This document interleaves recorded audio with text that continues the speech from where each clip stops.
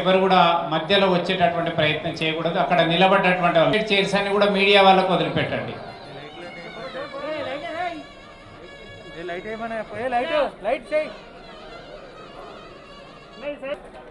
ఈరోజు కార్యక్రమంలో దీపారాధన పూర్తయింది. మనమందరం ఒకసారి నిలబడతాము. వందే మాత్ర ఆలాపనతోని స్వాగతం. డాక్టర్ భీమ్రావ్ అంబేద్కర్ ఆశయాలని ఆచరణలో పెడుతున్న భారతీయ జనతా పార్టీ నేతృత్వాన్ని ఈరోజు మన ముందు హైదరాబాద్ జిల్లా ఎస్సీ మోర్చా అధ్యక్షుడు వారికి మెమెంటోతో సత్కరిస్తారు. దయచేసి అందరు వెళ్ళిపోవాలి. కిందికి పోతే అందరు వేరే వాళ్ళకి చలో రాహుల్ భాయ్ నువ్వు. అదేవిధంగా శంభునాథ్ తుడియా గారికి సికింద్రాబాద్ జిల్లా అధ్యక్షులు శాల్గా. भारत माता की, भारत माता की, वंदे वंदे। बाबा साहब भीमराव अंबेडकर, बाबा साहब भीमराव अंबेडकर, संत शिरोमणि रविदास महाराज की, संत शिरोमणि रविदास महाराज की, महर्षि वाल्मीकि जी की, महर्षि वाल्मीकि जी की। लगभग 2-2.5 घंटे हो गए। कॉलेज में स्कूल में पीरियड 45 मिनट का होता है, 3 पीरियड हो गए और अभी हमारे मुख्य अतिथि हमारे बीच में, मंच पर हम सबके बीच में उपस्थित भारतीय जनता पार्टी के राष्ट्रीय महामंत्री। हिंदी में चलेगा ना? हाथ उठा के बताइए कितने लोगों को चलेगा।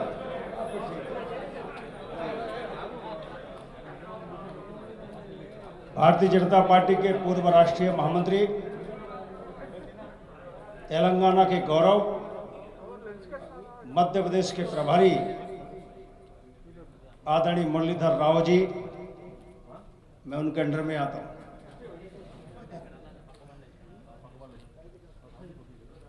अनुसूचित जाति मोर्चा के राष्ट्रीय महामंत्री, गुजरात में हजारों फॉलोअर्स उनके हैं, उनका मंडप है वहाँ के महंत है आदरणीय शंभुनाथ टुंडिया जी। मेरी टीम में एससी मोर्चे के national secretary S Kumar ji,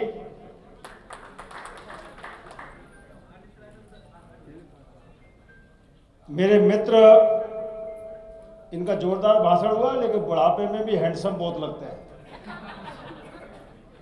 आदरणीय रामालू जी, मोर्चे के हमारे प्रदेश के अध्यक्ष, नौजवान हैं और बात में भी दम है, आदरणीय बाजा जी, आदरणीय हमारे पार्टी के लीडर विवेक जी स्वामी, एक्स एमपी, ए चंद्रशेखर जी, एक्स मिनिस्टर। आप बीती बताई थी उन्होंने कि मुख्यमंत्री के रहते क्या क्या हमारे ऊपर गुजरी है।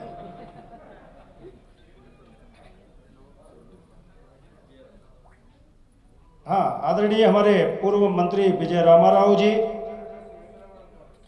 बहन हमारी, और कह सकते हैं कि भारतीय जनता पार्टी ने पहली बार हिंदुस्तान के किसी दलित को भारतीय जनता पार्टी का राष्ट्रीय अध्यक्ष बनाया था, तो तेलंगाना की जमीन के बनाए थे।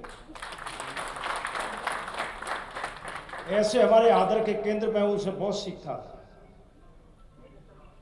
उनकी बेटी आज हमारे बीच में है, बहन श्रुति जी, जो उनके यहाँ भोजन करने जाना है इसलिए वो तैयारी में गई है।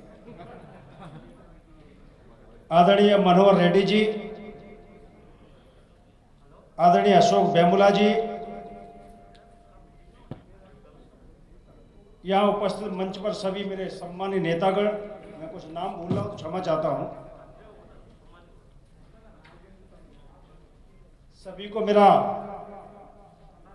हिंदी में नमस्कार, और तेलुगु में बोलते हैं तेलंगाना मेदा बुलक्कू नमस्कारा मुल्लू।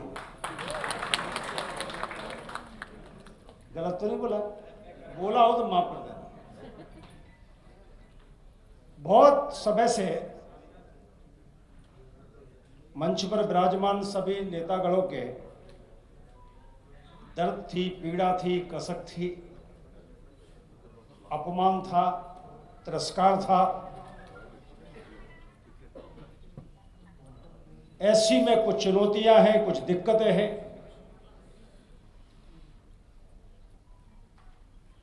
कुछ भ्रम है, कुछ षड्यंत्र है। अब ये सारे विषय कहीं ना कहीं मन में गूंजते रहते हैं और इसलिए हमारे नेताओं ने, यहां के मुख्यमंत्री चंद्रशेखर राव ने अनुसूचित जाति की नगर निगमों में जो योजनाएं वो बंद कर दी है।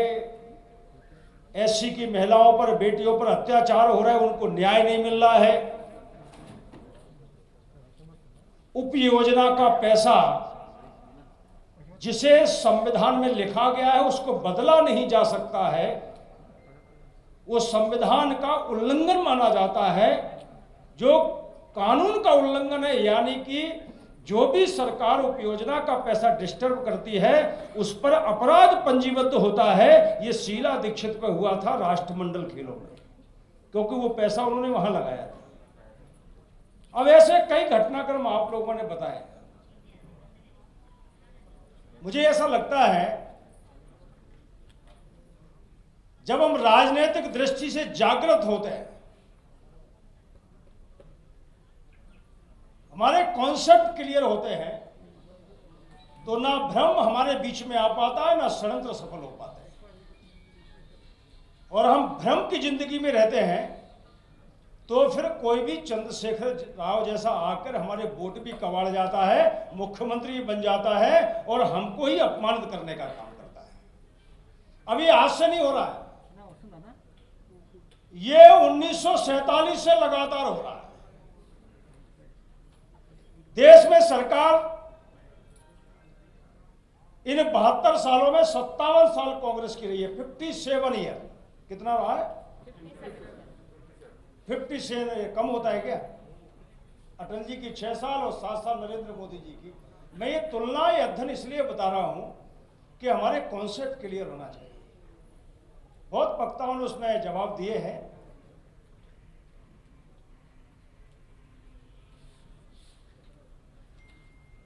कांग्रेस के प्रधानमंत्री मनमोहन सिंह जी कहते हैं कि भारत के अर्थव्यवस्था पर पहला अधिकार किसी का होता है तो अल्पसंख्यकों का होता है, और नरेंद्र मोदी कहते हैं कि पहला अधिकार किसी का होता है तो गरीबों का होता है।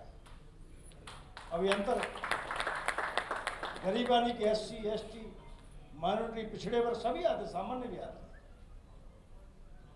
देश का कोई भी प्रधानमंत्री कांग्रेस का ये नहीं कह पाता पत्रकारों से, जब नरेंद्र मोदी जी को प्रधानमंत्री बन गए थे, शपथ ले ली थी, तो पत्रकारों ने पूछा कि आप देश को किस आधार पर चलाएंगे, तो हमारे अपने प्रधानमंत्री नरेंद्र मोदी कहते हैं कि बाबा साहब अंबेडकर के संविधान के अनुसार चलाएंगे। लेकिन कांग्रेस का प्रधानमंत्री 57 साल में ये कहने की हिम्मत नहीं कर पाया। हमारे प्रधानमंत्री कहते हैं कि अगर बाबा साहब अंबेडकर नहीं होते तो नरेंद्र मोदी देश के प्रधानमंत्री नहीं होते। कांग्रेस का प्रधानमंत्री कभी कह पाए? वो दूसरी बात कहते हैं, वो बात मैं कहना नहीं चाहता। ये होता क्यों है, हो क्यों रहा है, इसको समझ लीजिए। बाबा साहब भीमराव अंबेडकर और डॉक्टर श्यामा प्रसाद मुखर्जी, ये दो लोग, यानी कि एक जनसंघ के लीडर जो स्वतंत्रता संग्राम में भी काम करते थे, बंगाल का, जिन्होंने पूरा बंगाल पाकिस्तान में नहीं जाने दिया, ऐसा संघर्ष किया था श्यामा प्रसाद मुखर्जी ने, और बंगाल का विभाजन उन्होंने कर दिया, नहीं तो पूरा बंगाल चला जाता पाकिस्तान में। ऐसे श्यामा प्रसाद मुखर्जी का बंगाल पूरा ना चला जाए, जगजीवन राम ने भी सपोर्ट किया था, और 12 कांग्रेस के लीडरों ने भी सपोर्ट किया था, पश्चिम बंगाल के लोगों ने, कि बंगाल जाना नहीं चाहिए। उसकी लड़ाई किसने लड़ी थी? डॉक्टर श्यामा प्रसाद मुखर्जी ने। वो श्यामा प्रसाद मुखर्जी ने धारा 370 की भी लड़ाई लड़ी थी। ये लड़ाई क्यों लड़ी थी? क्योंकि संविधान एक है, कानून एक है, तो देश में दो प्रदेशों को अलग मौलिक अधिकार नहीं मिल सकते, अलग अधिकार नहीं मिल सकते। तो इसकी लड़ाई किसने लड़ी थी? एक तो श्यामा प्रसाद मुखर्जी ने कि एक देश में दो विधान, दो प्रधान, दो निशान नहीं चलेंगे, वो हमारे संस्थापक अध्यक्ष थे। उनका बलिदान इस आज़ादी के बाद पहली बार हिंदुस्तान में किसी राजनीतिक नेता का हुआ तो श्यामा प्रसाद मुखर्जी का हुआ। उसी 370 धारा पर बाबा साहब अम्बेडकर जी ने कहा कि 370 धारा लगाना गलत है, ये अधिकार अलग से देना गलत है, क्योंकि ये कहीं ना कहीं बेमनस्ता का कारण बनेगी, ये शांति भंग करेगी, किसी दिन लड़ाई झगड़े का कारण बनेगी। अब इन दोनों महापुरुषों का 370 हटाने का सपना कौन पूरा करता है? कौन पूरा करता है? बाबा साहब अम्बेडकर, श्यामा प्रसाद मुखर्जी का सपना पूरे करते हैं मोदी जी, बीजेपी। और 370 लगाकर संविधान का अपमान और बाबा साहब का अपमान कौन करता है? कांग्रेस पार्टी। ये अंतर हमको समझना पड़ेगा।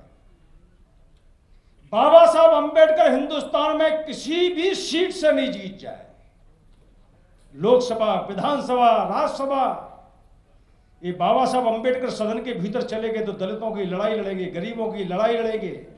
ये चुप रहने वाला आदमी नहीं है। इसलिए कांग्रेस का षड्यंत्र था कि बाबा साहब अम्बेडकर किसी कीमत पर नहीं जीतना चाहिए, और उसी का परिणाम हुआ कि बाबा साहब अम्बेडकर के साथ एक नहीं कई प्रकार की अपमानित घटनाएं हुई हैं। मैं एक एक करके गिनाता हूं। एक घटना 1952 का चुनाव हुआ, बंबई से चुनाव हराने का काम पंडित जवाहरलाल नेहरू ने किया। यानी कि जिसको आप अपना भगवान मानते हो, जिसे अपनी तरक्की के प्रेरणा स्रोत मानते हो, वो आपके भगवान को हराने का पाप 1952 में कांग्रेस ने किया।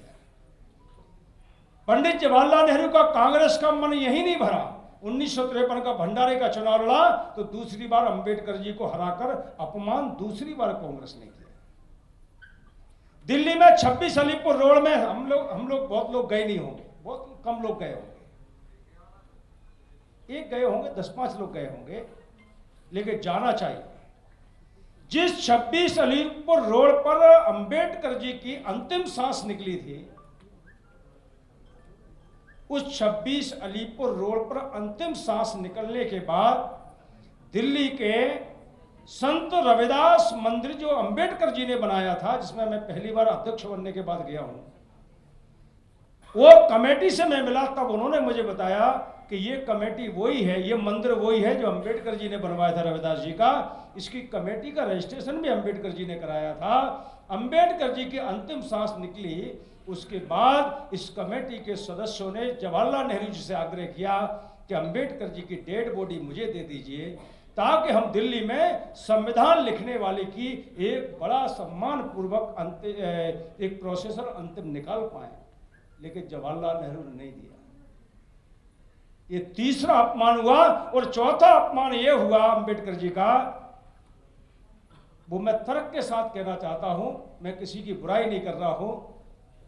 महात्मा गांधी हमारे राष्ट्रपिता है, उनकी अंतिम सांस दिल्ली में निकलती है, उनकी अंतिम क्रिया दिल्ली में होती है, राष्ट्रीय स्मारक दिल्ली में बनता है, बनना भी चाहिए क्योंकि उन्होंने स्वतंत्रता के लिए लड़ाई लड़ी।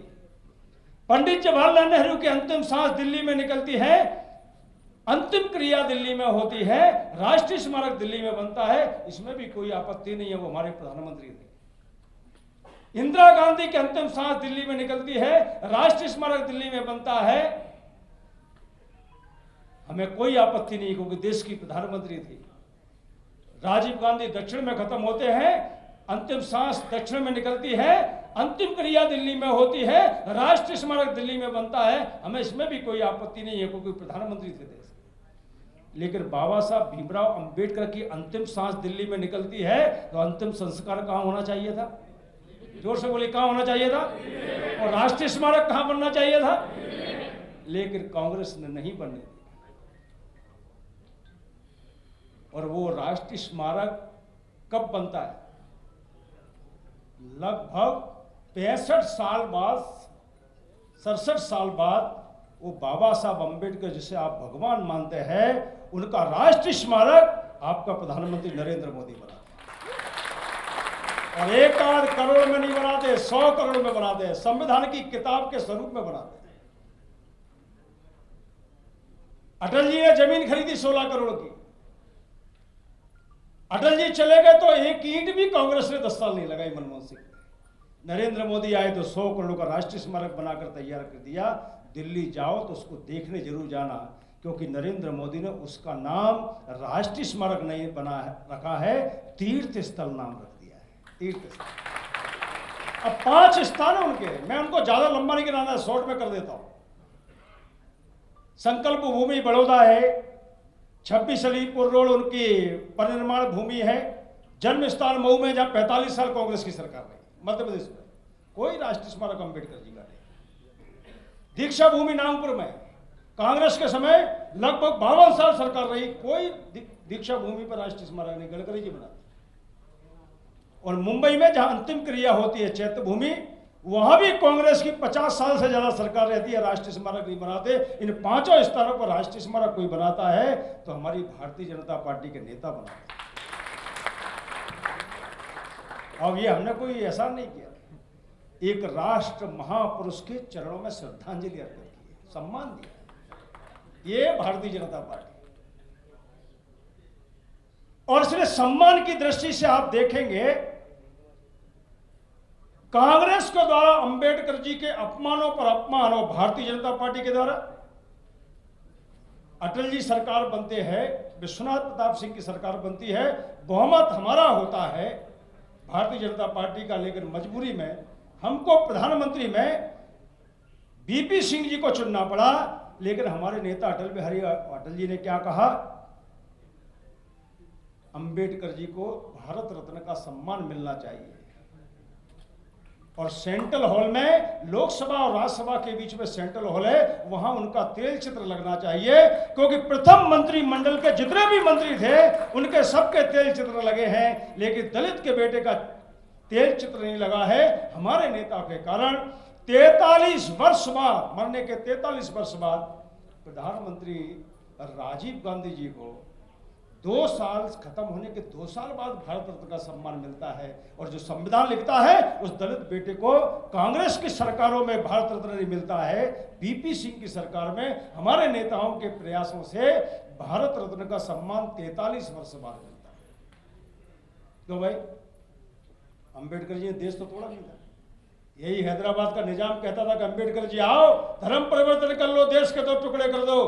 तब मेरे बाबा साहब ने कहा था कि देश विभाजन का कलंक लेकर अंबेडकर नहीं मरना चाहता। इतना बड़ा राष्ट्रभक्त महापुरुष जिसकी संयुक्त राष्ट्र संघ जयंती मना रहा है, वो भी कब, जब नरेंद्र मोदी जी प्रधानमंत्री बन जाते तब। कांग्रेस के प्रधानमंत्री के समय संयुक्त राष्ट्र संघ अंबेडकर जी की जयंती नहीं बनाता है, लेकिन नरेंद्र मोदी जी प्रधानमंत्री बनते हैं तो अंतर्राष्ट्रीय योगा दिवस भी बनता है और अंबेडकर जी की जयंती भी पूरे विश्व में मनना प्रारंभ होता है।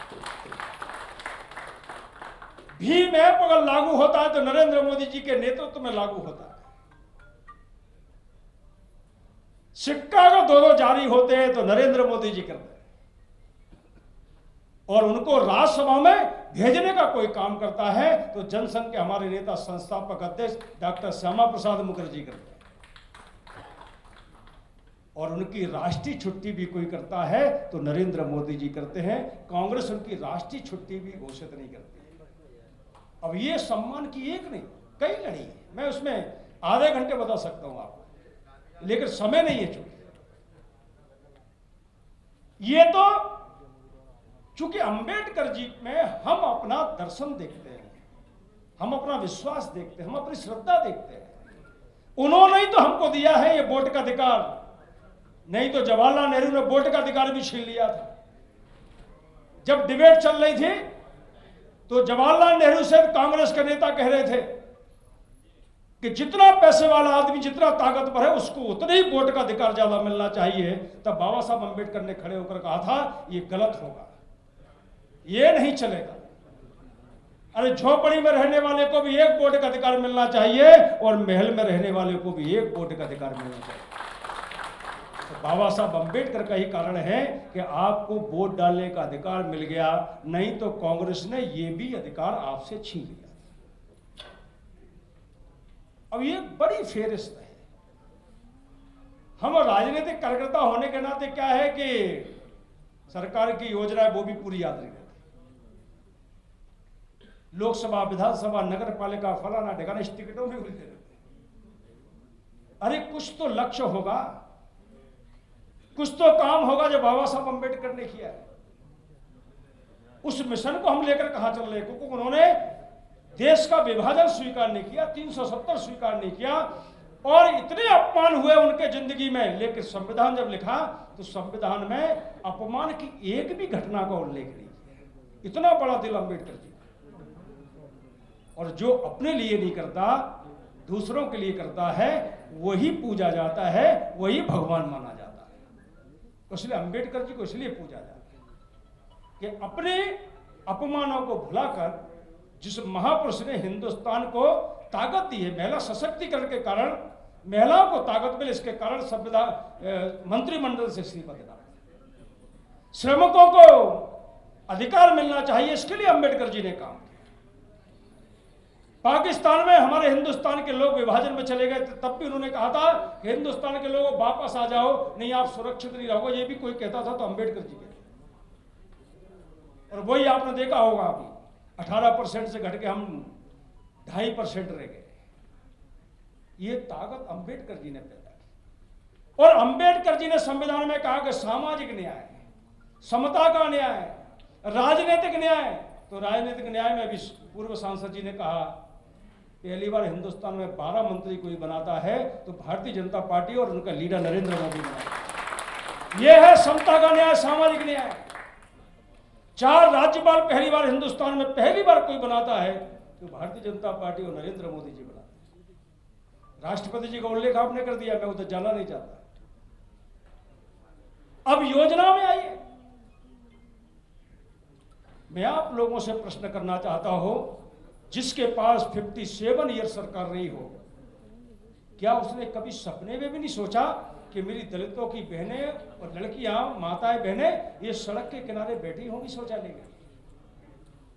लेकिन 15 अगस्त को पहली बार प्रधानमंत्री बनने के बाद तिरंगा झंडे के नीचे पहला संकल्प नरेंद्र मोदी जी करते हैं कि देश के गांव में हमारी बहनें जो खुले में शौच करती है, उनका सम्मान हमको जिंदा रखना है, इसलिए फ्री शौचालय बनाने का काम किया जाता है। उसमें 3 करोड़ दलित समाज के शौचालय बने हैं। 3 करोड़, 1 करोड़ नहीं, कितने? किसी कांग्रेस के एक भी लीडर ने एक भी शौचालय किसी दलित को दिया? चूल्हे में जलते हुए हाथ गरीबों के नरेंद्र मोदी को दिखाई देते हैं, मनमोहन सिंह और राजीव गांधी को दिखाई नहीं देते। लेकिन हमारे मोदी जी वहां बैठ के देख, कहते ना कि जिनकी ना फटी बीमारी वो का जाने पीर बराई। वो गरीब घर से चाय बेचने वाला आदमी जब प्रधानमंत्री बनता है तो हमारी चूल्हे में चलते हुए हाथ बहनों के दिख जाते हैं। इसलिए 8.5 करोड़ लोगों को, गरीबों को गैस कनेक्शन देने का काम कर देते हैं। हमारे बेटा बेटी यदि कोई बीमार हो जाता है और हॉस्पिटल में डॉक्टर कहते 5 लाख लगेंगे, तो हमको या तो घर गिरवी रखना पड़ता था या जमीन गिरवी रखना पड़ती थी। नरेंद्र मोदी जी ने कहा आपको करने की जरूरत नहीं है, तुम्हारा सम्मान बरकरार रहेगा। इसलिए 5 लाख तक की दवाई फ्री करने का काम आयुष्मान योजना में नरेंद्र मोदी करते हैं ना। कोरोना के काल में एक दिन भी कांग्रेस ने देश में एक दिन भी किसी गरीब को फ्री राशन नहीं दिया है। लेकिन नरेंद्र मोदी 9 दुनिया 18 महीने 80 करोड़ गरीबों को कहा चिंता मत करिए, तुम्हारा नरेंद्र मोदी बेटा है, फ्री भोजन खिलाने का काम। अब ये योजनाएं गरीबों की बनाई है, उस योजनाओं में लगभग 70% SC/ST के लोग, 70%। ये किसानों को 6,000 रुपए दे रहे हैं, इसमें 86% गरीब किसान है। 86% कितने परसेंट है? 86%। अब 86% गरीब किसान है, उसमें लगभग 50% से ज्यादा दलितों के 2 बीघा 1 एकड़ वाले किसान है। ये सब हम कभी कांग्रेस के नेता ने सोचा कि झोपड़ी को खत्म करके हमको पक्का मकान देना? जरा आपने दिल पे हाथ रख के बोलिए। कभी लगता था कि देश 47 में आजाद हो गया तो ये झोपड़ी वाले कभी पक्के मकान में रहेंगे? लेकिन एक गरीब घर से निकला हुआ प्रधानमंत्री देख लेता है कि झोंपड़ी को खत्म करना है और गरीबों को, दलितों को, एसटी के लोगों को हमको पक्का मकान देकर सम्मान देना है, ये भी किसी को दिखाई देता है तो नरेंद्र मोदी को दिखाई देता है। और इसलिए एक न इस प्रकार के कई चीजें सम्मान नरेंद्र मोदी जी कर रहे हैं, हमारा उत्थान विकास नरेंद्र मोदी कर रहे हैं। जहां दलित की छोटे छोटे विलेज में सड़क डामर की नहीं पहुंचती थी, वहां भी नरेंद्र मोदी पानी पहुंचा रहे हैं, लाइट पहुंचा रहे हैं, सड़क पहुंचा रहे हैं। क्योंकि कांग्रेस चाहती थी कि गरीब गरीब रहेगा तो हम उसको झूठा नारा देंगे, वो नारे में फंस जाएगा और हमको वोट देंगे। नरेंद्र मोदी कहते हैं हमको पढ़ा लिखा बनाना है। 1944 में पोस्ट मैट्रिक के बच्चों को केवल 1100 करोड़ रुपए, अभी तक 72 साल तक केवल 1100 करोड़ रुपए पोस्ट मैट्रिक पे खर्च होता था, केवल 1100 करोड़ 70 साल। जिसके कारण क्या हुआ, और कांग्रेस की नीयत देखिए, साल भर बाद पैसा पहुंचाते, क्योंकि साल भर बाद पहुंचाएंगे, एक साल के बाद पहुंचाएंगे, परीक्षा हो जाएगी तब पहुंचाएंगे, तो पढ़ेगा कैसे। बैकड्रॉप होता था, वापस आ जाता था स्कूल। नरेंद्र मोदी जी ने अध्ययन किया, 59,000 करोड़ रुपए पोस्ट मैट्रिक के एससी के बच्चों के लिए पैसा दे दिया। 59,000 करोड़, ये कभी हो पाया है क्या? और इसलिए बहनों भाइयों, मैं आप लोगों से आग्रह करना चाहता हूं, बाबा साहब अंबेडकर को अपना आदर का केंद्र मानते हो, श्रद्धा मानते हो, तो आज यह भी संकल्प लेना पड़ेगा कि बाबा साहब का अपमान करने वाले जो भी राजनीतिक दल हैं, उनको गड्ढे में गाड़ने का काम हम लोग मिलकर करेंगे। ये कौन करेगा? अब बाबा साहब अंबेडकर के कारण संविधान में सब सुविधाएं भी लोगे और अंबेडकर के अपमान का बदला भी कांग्रेस से नहीं लोगे, तो कैसे काम चलेगा? और एक चीज हमें अपने एससी के बीच में बताना चाहिए कि जो हमारे लिए करता है हम उसके लिए नहीं करेंगे तो कहीं ना कहीं विश्वास खत्म हो जाएगा। उसने जो हमारे लिए कर रहा है, अब चंद्रशेखर राव हमारे लिए गलत कर रहे हैं तो भैया 2 महीने बचे, 2 साल बचे, जरा तय करिए। एक भी गांव, एक भी बूथ, एक भी वार्ड ऐसा नहीं होगा जहां का 100% एससी चंद्रशेखर राव के खिलाफ खड़ा कर देंगे और भारतीय जनता पार्टी के साथ खड़ा कर देंगे। ऐसा हम करने में यदि सक्षम हो गए, और इसके लिए सक्षम बनना पड़ेगा, क्योंकि हम बैठ कर अपने घर पे कहते रहे कि साहब हमारे अधिकार छीन लिए, साहब हमारे योजनाएं खत्म कर दी, साहब हमको जमीन नहीं दे रहे, साहब लड़कियों के साथ बलात्कार हो रहा है। और यही नहीं हो रहा है, जहां जहां बीजेपी की सरकारें नहीं है वहां सबसे ज्यादा अपराध हो रहा है। राजस्थान में, हिंदुस्तान में सबसे ज्यादा दलितों पर अत्याचार हो रहा है तो कांग्रेस की सरकार में राजस्थान में हो रहा है, महिलाओं में वहां हो रहा है। और इसलिए आप लोगों से आग्रह करना चाहता हूं, मैं बहुत लंबा और नहीं बोलना चाहता, मुझे लगता था कि ये तुलनात्मक बातें आप सबके समझ में आनी चाहिए, और ये बातें हमारी समझ में आएगी तो मुझे लगता है कि ये जितने विपक्षी दल है, कोई तो नाक इधर से पकड़ रहा है, कोई घुमा के पकड़ रहा है, अंदर अंदर सब दोस्त है।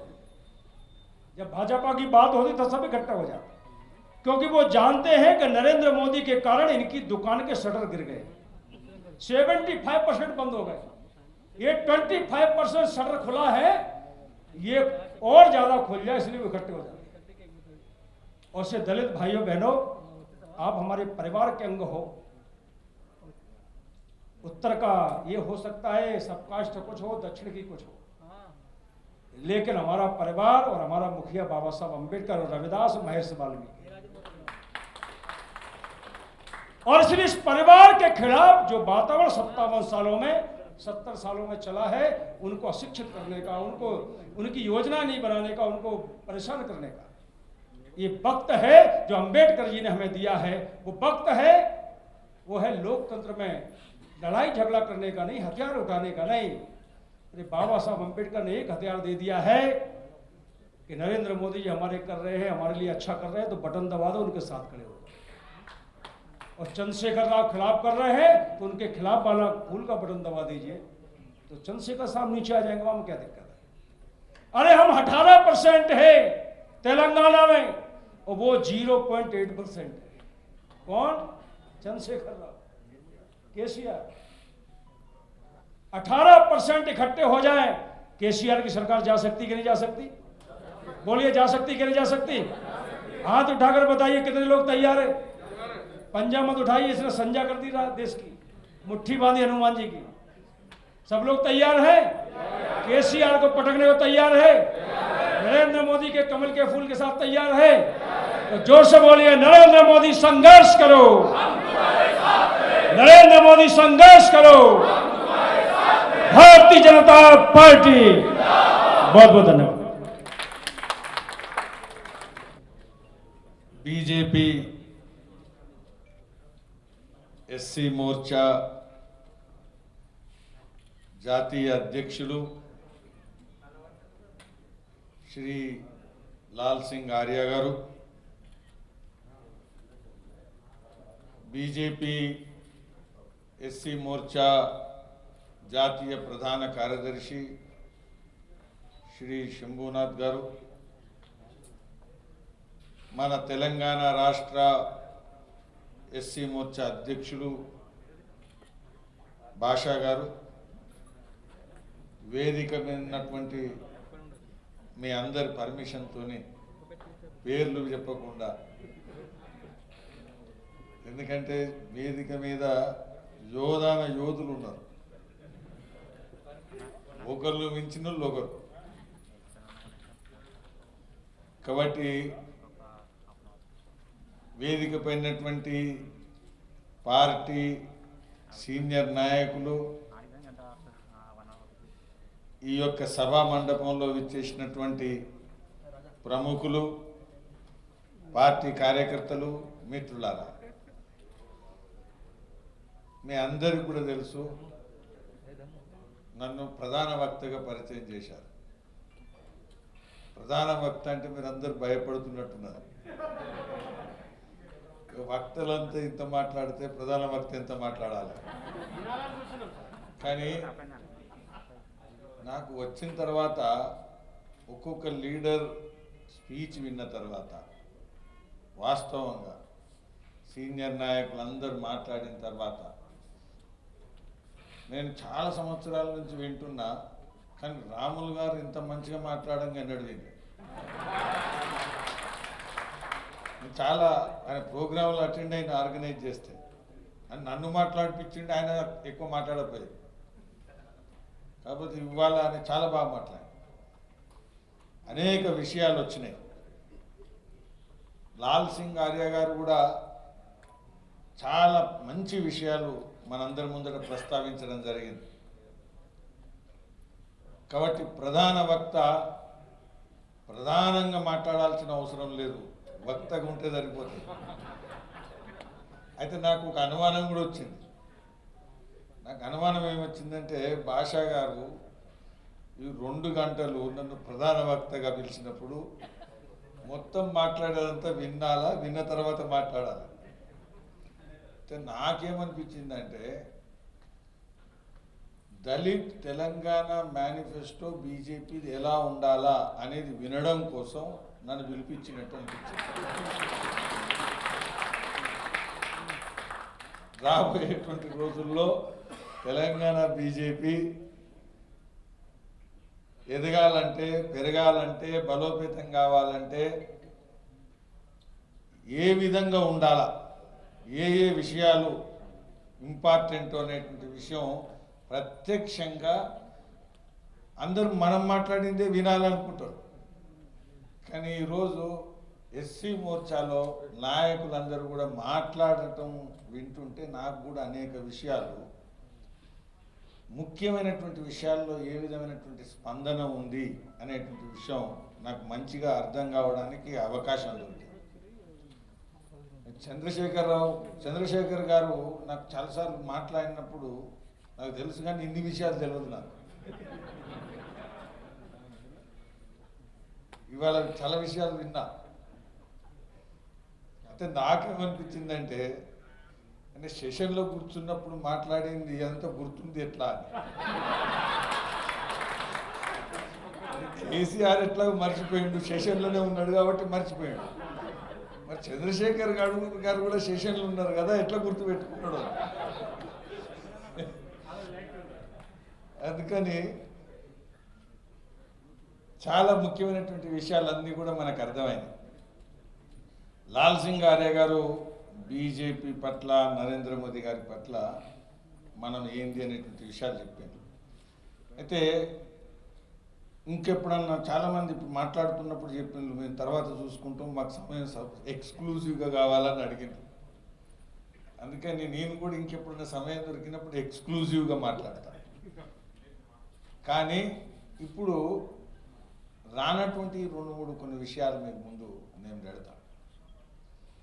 ఫస్ట్, భారతీయ జనతా పార్టీ అన్ని పార్టీలతోని సమానమైన రాజకీయ పార్టీ కాదు. ఇది మనం ఫస్ట్ గుర్తుపెట్టుకోవాలి. అన్ని పార్టీలు, అది టీడీపీ కావచ్చు, టీఆర్ఎస్ కావచ్చు, అది కాంగ్రెస్ కావచ్చు, అది డిఎంకే కావచ్చు, అది ఏఐడిఎంకే కావచ్చు, అది టీఎంసీ కావచ్చు, అది పీడీపీ కావచ్చు. దేశంలో అనేక పార్టీలు ఉన్నాయి. దేశంలో అనేక పార్టీలు ఉంటే ఎన్ని పార్టీలకు బీజేపీ పార్టీకి సమానత లేదు, తేడా ఉంది. ఇది ఫస్ట్ మన అందరం కూడా గుర్తుపెట్టుకోవాలి. తేడా ఒక్క కారణంగా లేదు, ఏది పట్టుకుంటే అది తేడా. ఉదాహరణకు బాబాసాహెబ్ అంబేద్కర్ ఎంటైటిల్మెంట్స్కు వ్యతిరేకం. ఎంటైటిల్మెంట్ ఏంటంటే, నా నాయన రాజు కాబట్టి నేను రాజు కావాలా? రాజరికానికి వ్యతిరేకం కదా బాబాసాహెబ్ అంబేద్కర్. నా నాయన రాజే కాబట్టి నేను రాజు కావాలా? మా నాయన జమీందారు ఉంటే నేను జమీందారు కావాలా? లేకపోతే మా నాయన ఎమ్మెల్యే ఉంటే నేను ఎమ్మెల్యే ఉండాలా? వీటికి బాబాసాహెబ్ అంబేద్కర్ వ్యతిరేకం. ప్రజాస్వామ్య విలువల మీద ఆధారపడ్డటువంటి దేశ వ్యవస్థను చట్ట ప్రకారంగా పర్మనెంట్గా రాసి పెట్టిపోయినటువంటి వ్యక్తి బాబాసాహెబ్ అంబేద్కర్. అటువంటి ప్రజాస్వామ్య విలువల్లో దేశంలో ప్రజాస్వామ్యం కావాలా? టీఆర్ఎస్ అంటుందా లేదా? తెలంగాణలో ప్రజాస్వామ్యం కావాలా? టీఆర్ఎస్లో ప్రజాస్వామ్యం అవసరం లేదు. మీరు కాంగ్రెస్కు దేశంలో ప్రజాస్వామ్యం కావాలా? కానీ కాంగ్రెస్లో ప్రజాస్వామ్యం అవసరం లేదు. టీడీపీ, వైఎస్ఆర్ పార్టీ, టీఎంసీ ఏది పెట్టినా అంతర్గత ప్రజాస్వామ్యానికి సంబంధం లేకుండా కుటుంబము వారసత్వం ఆధారంగా నాయకత్వాన్ని కొనసాగించేటువంటి వ్యవస్థ పార్టీలకు ఇచ్చినటువంటి ఈ పార్టీలు బాబాసాహెబ్ అంబేద్కర్ చెప్పినటువంటి చట్టానికి వ్యతిరేకులా కాదా? కాబట్టి భారతీయ జనతా పార్టీ దేశంలో ఇది ఒకటే పార్టీ. చట్టానికి దగ్గరగా, రాజ్యాంగానికి దగ్గరగా, ప్రజాస్వామ్య విలువలకు దగ్గరగా, బూత్ ప్రెసిడెంట్ నుంచి జాతీయ స్థాయిలో ఉండేటువంటి ప్రెసిడెంట్ వరకు కులాలకు సంబంధం లేకుండా, వర్గాలకు సంబంధం లేకుండా, ప్రాంతాలకు సంబంధం లేకుండా నాయకత్వ అవకాశాలు ఇస్తున్నటువంటి పార్టీ ఈ రోజుటి వరకు 1951 నుంచి ఇప్పటి వరకు ఒక బీజేపీనే. అందుకని తేడా ఉండేటువంటి పార్టీ. నాకు గుర్తు, పుస్తకం చదువుతున్నప్పుడు ఒకసారి జవహర్లాల్ నెహ్రూ స్వాతంత్రం వచ్చిన తర్వాత ప్రభుత్వాన్ని ఏర్పరిచేటువంటి ముందు ప్రైమ్ మినిస్టర్ కాబోతున్నాడు. మహాత్మా గాంధీ దగ్గర నుంచి ఆశీర్వచనాలు తీసుకొని కలిసి వద్దామని వెళ్ళాడు. వెళ్ళిన తర్వాత మంత్రిత్వ శాఖలు, మంత్రులను ఎవరిని తీసుకుంటున్నావు అని మహాత్మా గాంధీ అడిగాడు. అడిగితే ఈయనేదో చెప్పిండు, 1, 2, 3, 4, 5, 7, 8 పేర్లు చెప్పిండు. చెప్తే మహాత్మా గాంధీ బాబాసాహెబ్ అంబేద్కర్ గారికి వ్యతిరేకంగా అనేక సార్లు సత్యాగ్రహాలు, పోరాటాలు నడిచినాయి. మహాత్మా గాంధీ ఏం చెప్పిండంటే, దేశంలో మొట్టమొదలు జాతీయ ప్రభుత్వం ఏదైతే ఏర్పడుతుందో అందులో 2 ఖచ్చితంగా ఉండాలా. ఆ 2 ఎవరు? ఒకరు బాబాసాహెబ్ అంబేద్కర్, ఇంకొకరు శ్యామా ప్రసాద్ ముఖర్జీ. 2. నెహ్రూ అన్నాడు వీళ్ళు కాంగ్రెస్ వాళ్ళు కాదు. స్వాతంత్రం వచ్చింది దేశానికి కానీ కాంగ్రెస్కి కాదు అని. కాబట్టి ప్రభుత్వం ఏర్పడాల్సింది కేవలం కాంగ్రెస్ కాదు, దేశంలో రాజ్యాంగాన్ని ఏర్పరిచేటువంటి ఈ ప్రక్రియలో దేశ ప్రజలకు సందేశం పంపాలా, ఈ ప్రభుత్వం అందరిది. అందుకని బాబాసాహెబ్ అంబేద్కర్, శ్యామాప్రసాద్ ముఖర్జీ గురించి సలహా ఇచ్చినటువంటి వ్యక్తి మహాత్మా గాంధీ. రాజ్యాంగ నిర్మాణం చేయాలా, రాజ్యాంగ నిర్మాణం చేయాలా అనుకున్నప్పుడు మహాత్మా గాంధీ సలహా ఇస్తే జరిగినటువంటి పని. రాజ్యాంగ నిర్మాణం చేయగలిగేటువంటి సామర్థ్యం ఉండేటువంటి వ్యక్తి ఈ దేశంలో చట్టసభలో కేవలం బాబాసాహెబ్ అంబేద్కరే ఉన్నారు, ఇంకెవరు లేరు. నాకు గుర్తుకొస్తుంది తర్వాత ఒకసారి రాష్ట్రీయ స్వయంసేవక్ సంఘ్ సరసంఘ చాలక్ పరమ పూజనీయ గురూజీకి బాబాసాహెబ్ అంబేద్కర్ విషయంలో ఒక లేఖ రాయమని అడిగాను. బాబాసాహెబ్ అంబేద్కర్ గురించి ఆ సమయంలో గురూజీ రాసినటువంటి లేఖలు ఏముందంటే, స్వామి వివేకానందుడు ఒకసారి భవిష్యవాణి, భారతదేశం భవిష్యత్తు గురించి మాట్లాడుతున్నప్పుడు ఎలా ఉండాలా అంటే, స్పృశ్య అస్పృశ్యం ఏదైతే ఉందో ఇది తొలగిపోయేటువంటి సమానత్వం ఉండేటువంటి భవ్య భారతాన్ని రచించాలా అనేటువంటిది ఒక సంకల్పం చెప్పడం జరిగింది. అయితే అది ఎవరితోని సాధ్యం అని స్వామి వివేకానందుడు చెప్పిండు. అది ఎవరితోని సాధ్యం అంటే మంచి బుద్ధి ఉండాలా, ప్రజ్ఞ ఉండాలా, మేధస్సు ఉండాలా, అదేవిధంగా కరుణ ఉండాలా. కేవలం మేధస్సు ఉంటే అహంకారం పెరుగుతుంది, కరుణ ఉండాలి. ఈ రెండు మేళవించినటువంటి వ్యక్తుల వల్లనే భారతం యొక్క భవిష్యత్తు నిర్మాణం అవుతుందని. అయితే గురూజీ రాస్తారు, స్వామి వివేకానందుడు ఏదైతే భవిష్యత్తు భారతదేశంలో కావాలని చెప్పడం జరిగిందో అందులో శంకరాచార్యుని లాంటి ప్రజ్ఞా మేధస్సు కలిగి, మహాత్మా బుద్ధుని లాంటి కరుణ కలిగినటువంటి వ్యక్తి ఈ దేశంలో ఎవరైనా ఉన్నారంటే అది బాబాసాహెబ్ అంబేద్కర్. కాబట్టి స్వామి వివేకానందుడు, బాబాసాహెబ్ అంబేద్కర్ అటువంటి వ్యక్తి వస్తాడనే ఉద్దేశంతోనే ఈ మాట అని ఉంటారు అని చెప్పింది ఎవరు? రాష్ట్రీయ స్వయంసేవక్ సంఘ సరసంఘచాలక్. బయట కోన్ తీసుకాలని ఉంటుంది, ఇక్కడ 2-3 రోజులు ఇట్లా ఇట్లా ఆ జెండా పట్టుకుని ఈ జెండా పట్టుకుని దళితని మాట్లాడుతుంటారు. చరిత్ర తెలియదు, బాబాసాహెబ్ అంబేద్కర్ చరిత్ర తెలియదు. బాబాసాహెబ్ అంబేద్కర్ జాతీయవాదంలో ఉండేటువంటి సంకల్ప శక్తి, వజ్ర సంకల్ప శక్తి అది తెలియదు. ఏమంటారంటే జనసంఘ్, బీజేపీ యాంటీ దళిత్, ఇవన్నీ ప్రో దళితులు అయిపోయినాయి. ఈ కాంగ్రెస్ పార్టీ, డిఎంకే పార్టీ, లేకపోతే ఇంకేదో పార్టీ, ఈ పార్టీలన్నీ ప్రో దళితు. ఇక బీజేపీ, జనసంఘం యాంటీ దళితు. 1966లో 1964లో విశ్వ హిందూ పరిషత్ ఏర్పడ్డది ఉడిపిలో. 1960 భవిష్యత్తు ఏంటిది, ఆధారం ఏంటిది, దిక్సూచి ఏంటిది, చట్టం ఏంటిది? భారత రాజ్యాంగము. బాబాసాహెబ్ అంబేద్కర్ గారు నిర్మించినటువంటి రాజ్యాంగం రాజరిక వ్యవస్థలకు వ్యతిరేకంగా, జమీందారీ వ్యవస్థలకు వ్యతిరేకంగా, కుల ఆధిపత్యాలకు వ్యతిరేకంగా, వర్గ ఆధిపత్యాలకు వ్యతిరేకంగా, రంగు ఆధారంగా వివక్ష లేనటువంటి, సమానత్వంతో కూడినటువంటి, అందరూ భారతీయులే, విశ్వ మానవాళి సమానము అని భావించేటువంటి ఉదాత్తమైనటువంటి వేదాంత కల్పన ఏదైతే రాజ్యాంగంలో బాబాసాహెబ్ అంబేద్కర్ గారు చెప్పారో దాని ఆధారంగా భారతదేశాన్ని నిర్మించేటువంటి పార్టీ బీజేపీ. అది ఉంది కాబట్టే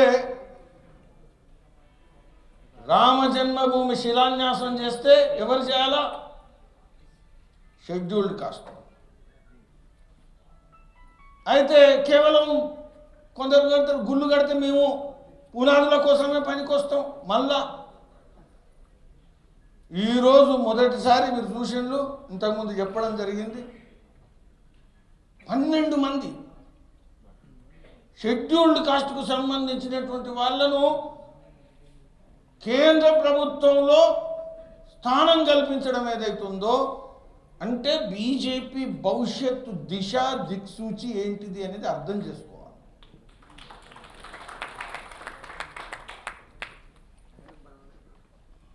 తెలంగాణలో ఏం కావాలా? బీజేపీ వైపు ప్రయాణం అయితే ఇది, టీఆర్ఎస్ ప్రయాణం చేస్తే నిజాం వారసత్వం, లేకపోతే టీఆర్ఎస్ కేసీఆర్ వారసత్వం, అన్ని వారసత్వ రాజకీయాలు.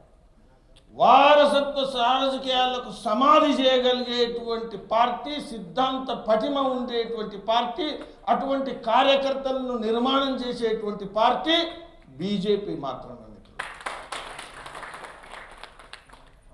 ఇంకొక విషయం నేను చెప్తాను. చాలామంది మాట్లాడుతున్నారు, చాలా విషయాలు వచ్చినాయి, నేను రిపీట్ చేయను. 1970లో ఇందిరాగాంధీ గరీబీ హఠావ్ మాట్లాడింది, బ్యాంకులన్నింటినీ కూడా జాతీయకరణం చేసింది, nationalisation of banks. Nationalisation of banks చేసినప్పుడు ఎందుకోసం చేసింది? అంతకుముందు పెట్టుబడిదారుల కోసం బ్యాంకులు ఉన్నాయి, ప్రజల కోసం బ్యాంకులు లేవు, ప్రజల కోసం బ్యాంకులు కావాలా, అందుకని జాతీయకరణం చేసింది. మరి 1970 తర్వాత 2014 వరకు 44 సంవత్సరాల్లో బ్యాంకుల్లో ప్రజలు ఎంతమంది వెళ్ళిండ్రు? ఎంతమందికి బ్యాంకుల్లో అవకాశం దొరికింది? బ్యాంకుల అద్దాల డోర్ల లోపల ఒకరు ఉంటారు, బయట చెమట వచ్చేటువంటి వాళ్ళకు బ్యాంకులు వెళ్ళడానికి అవకాశం లేదు. 1000 రూపాయలు డిపాజిట్ ఉంటే ఫస్ట్ అకౌంట్ ఓపెన్ చేస్తేనే నువ్వురా, లేకపోతే లేదు. సంవత్సరానికి ఇంత అకౌంట్ టర్న్ ఓవర్ ఉంటేనే నువ్వురా, లేకపోతే లేదు. అకౌంట్ లేనటువంటి వ్యక్తికి ఎన్ని ప్లేసులలో వివక్ష జరుగుతుంది మీరు గమనించాలి. ఈరోజు నా పెన్షన్ వస్తే నా పెన్షన్ కూడా కలెక్టర్కి వస్తుంది, కలెక్టర్ నుంచి ఎంఆర్ఓకి వస్తుంది, ఎంఆర్ఓ నుంచి విఆర్ఓకి వస్తుంది, అక్కడి నుంచి నాకు వచ్చే వరకు తరుక్కుంటూ వస్తుంది. వచ్చిందా లేదా? నరేంద్ర మోదీ గారు ప్రపంచ చరిత్రలో ఎక్కడ కూడా 40 కోట్ల మందికి బ్యాంక్ అకౌంట్ ఓపెన్ చేసినటువంటి చరిత్ర ప్రపంచ చరిత్రలో లేదు. వట్టి అకౌంట్ ఓపెన్ చేస్తే ఏమవుతుంది, అందులో పైసలే లేవు, వట్టిగానే ఉన్నది అని మాట్లాడిండ్రు, ప్రచారం చేసిండ్రు. ఇప్పుడు ఏమవుతున్నది? Widow pension, old age pension, లేకపోతే ఇంకేదైనా అమౌంట్, కిసాన్ సమ్మాన్ నిధి, ఏ డబ్బు వస్తే ఆ డబ్బు అకౌంట్లో పడితే, ఢిల్లీలో అకౌంట్ ఓపెన్ పడితే గల్లీ దాకా వస్తున్నదా లేదా? ప్రపంచంలో ఇంత పెద్ద మందికి జనధన్ అకౌంట్లు ఓపెన్ చేసినటువంటి ఈ పద్ధతిలో ఏ దేశంలో లేదు. మరి జనధన్ అకౌంట్లో లాభార్థుల సంఖ్యలో ఎస్సీలు ఎక్కువ ఉన్నారా లేదా? అత్యధికమైనటువంటి సంఖ్య 40 కోట్లలో కనుక మీరు చూస్తే జనధన్ లాభార్థులలో షెడ్యూల్డ్ కాస్ట్ వాళ్ళు ఎక్కువ. ఇంతకుముందు లాల్ సింగారే గారు చెప్పారు, చెప్పినే నేను చెప్పట్లే. ఉజ్వల లాభం జరిగింది అన్ని. ఇల్లు లేనటువంటి వాళ్ళు రాబోయేటువంటి రోజుల్లో మన దగ్గరికి ప్రధానమంత్రి ఆవాస్ యోజన రావట్లేదు. దానికి కారణం ఏంటంటే కేసీఆర్ అతను కట్టడం, ఇంకోటి కట్టని. ఇంతవరకు కేసీఆర్ ప్రధానమంత్రి ఆవాస్ యోజనను అమలు చేసి తీసుకొచ్చి 75 సంవత్సరాల స్వాతంత్రం వచ్చినటువంటి సంవత్సరం వరకు ఇల్లు లేని కుటుంబం ఉండొద్దు. ఇల్లు లేని కుటుంబాలలో ఎక్కువ మంది ఎవరు? షెడ్యూల్డ్ కాస్ట్ వాళ్ళు. కాబట్టి లాభార్థులుగా మారే అవకాశం ఎవరికి ఉంది? షెడ్యూల్డ్ కాస్ట్ వాళ్లకు. కానీ దాన్ని అమలు చేయట్లేదు భారతీయ జనతా పార్టీ మోదీ గారి ప్రభుత్వము. ప్రతి కుటుంబానికి ఇల్లు అంటే అర్థం ప్రతి షెడ్యూల్డ్ కాస్ట్ వాళ్లకు ఇల్లు. ఇల్లు లేని పరిస్థితి ఉండొద్దు. కాబట్టి మిత్రులారా, నాకు తెలుసు, నేను చివరికి చెప్పే ముందు ఇవన్నీ ఎలక్షన్ రాజకీయాలు కావు బీజేపీకి. నేను మొదలే చెప్పిన, ఓట్ల కోసం కాదు, పవర్ కోసం కాదు.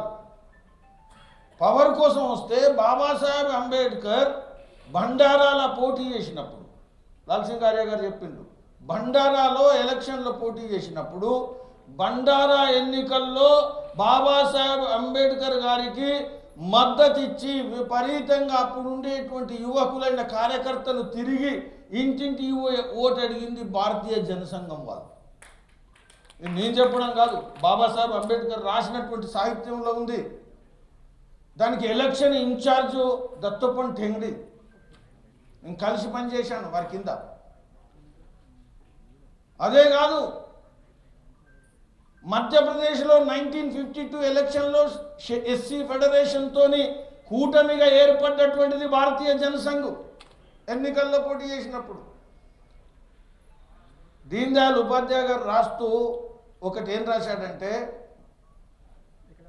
రామరాజ్య పరిషత్ ఒకప్పుడు హిందుత్వం మీద ఏమేం పార్టీలు పనిచేసినాయంటే అందులో రామరాజ్య పరిషత్, కరపాత్రి మహారాజు చాలా పెద్ద పార్టీ నడిపేది. రామరాజ్య పరిషత్తు జనసంఘంలో కలవాలనా కలవద్దా అన్నప్పుడు కరపత్రి మహారాజు ఆ పార్టీకి మూలం ఏంటంటే వర్ణాశ్రమం. దీన్ దయాళ్ ఉపాధ్యాయ గారు చెప్పారు, వర్ణాశ్రమం ఆధారంగా సిద్ధాంతం పెట్టుకునేటువంటి రాజకీయ పార్టీతోనే భారతీయ జనసంఘం కలవడం సాధ్యం కాదు. స్వతంత్ర పార్టీ, దలాల్ స్ట్రీట్ పార్టీ. కాబట్టి పెట్టుబడిదారుల మీద ఉండేటువంటి పార్టీలతో కలిసేది బీజేపీ జనసంఘం కాదు అని రాసినటువంటి సిద్ధాంతకర్త దీన్ దయాళ్ ఉపాధ్యాయ. కాబట్టి నేను చెప్పేది ఏంటంటే చివరికి బీజేపీ దళితుల పట్ల ఓట్ల రాజకీయాలు చేసేటువంటి పార్టీ కాదు, సిద్ధాంతపరంగా జాతీయవాదము సమానత్వాన్ని విశ్వసించేటువంటి సిద్ధాంతం మీద నడిచే పార్టీ, ఏకైక పార్టీ. కాబట్టి మిత్రులారా, రాబోయేటువంటి రోజుల్లో దేశంలో దళితుల సాధికారత, షెడ్యూల్డ్ కాస్ట్ వల్ల సాధికారత, షెడ్యూల్డ్ కాస్ట్లకు అవసరమయ్యేటువంటి సహకారము, అభివృద్ధి విషయాల్లో కేవలం ఉద్యోగులు ఉపాధి కాదు, రాబోయేటువంటి రోజుల్లో పారిశ్రామికవేత్తలు కావాలా. ఎందుకంటే సర్ప్లస్ నిర్మాణం అయ్యేది ఇక్కడ కూర్చున్నాడు మన వివేక్ వెంకట స్వామి.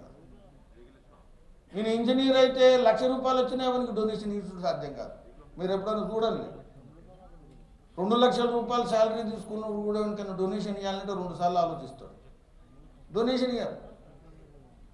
పాన్ డబ్బా దుకాణం నడుపుకుంటాడు కూడా ఇంత గణేష్ దానికోసం డొనేషన్ ఇస్తాడు.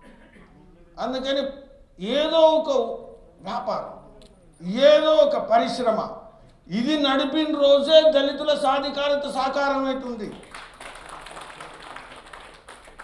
కేవలం ఉపాధి రేటులో ఉంటే సాధ్యం కాదు.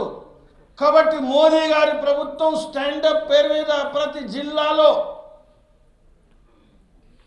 పరిశ్రమలు ఏర్పరచాలి, చిన్నవి కానీ పెద్దవి కానీ వ్యాపారం నడపాలి అనే ఉద్దేశంతో వ్యాపారవేత్తలుగా ప్రోత్సహించేటువంటి దిశలో పని ప్రారంభం చేసినటువంటి ప్రభుత్వము బీజేపీ ప్రభుత్వం. కాబట్టి మిత్రులారా, తెలంగాణలో పోరాటం చాలా ఖచ్చితంగా జరిగేటువంటి పోరాటం. టీఆర్ఎస్కు వ్యతిరేకంగా పోరాటం చేయగలిగేటువంటి సత్తా, దమ్ము ఉండేటువంటి పార్టీ కేవలం బీజేపీనే. ఈ పగటి వేషగాలు వేసుకునేటువంటి పార్టీలు అన్నీ కూడా కోవర్ట్ పార్టీలు. కెమెరాలలో కూడా తెలిసి ఈ కోవర్ట్ పార్టీలని నేను చెప్పాల్సిన అవసరం లేదు. కాబట్టి టీఆర్ఎస్ను కళ్ళల్లో కళ్ళు పెట్టి చూడగలిగేటువంటిది, అమ్ముడు పోని నాయకత్వాన్ని కలిగినటువంటిది, పోరాటం చేయగలిగేటువంటిది, జైళ్లకు వెళ్ళగలిగేటువంటిది, హింస విషయంలో నువ్వు ఏమైనా చేసుకో, నక్సలైట్లకు కూడా భయపడలేదు నువ్వెంత అని చెప్పగలిగేటువంటి పార్టీ కేవలం బీజేపీనే.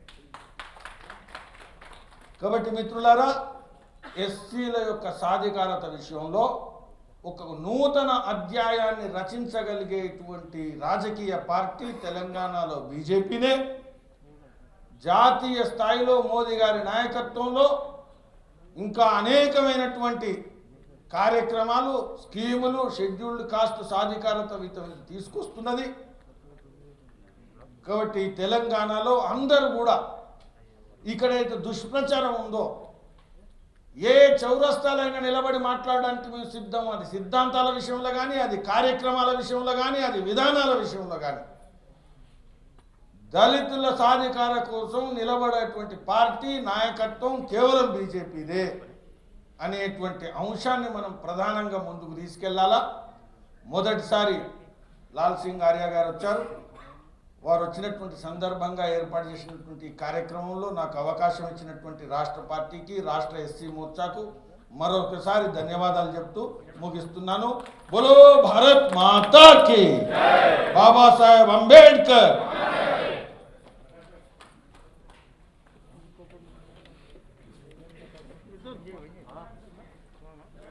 ఈనాటి కార్యక్రమ ముఖ్య వక్త అనేక విషయాలు మీ ముందు ఉంచినందుకు వారికి తెలంగాణ ఎస్సీ మోర్చా నుంచి ప్రత్యేకమైనటువంటి ధన్యవాదాలు తెలియజేస్తూ, చివరిగా వచ్చిన అతిథులకు చిన్న సత్కారం చేయాలని చెప్పేసి కార్యకర్తలు భావించిన సందర్భంగా ఈనాటి ముఖ్య అతిథి ఎస్సీ మోర్చా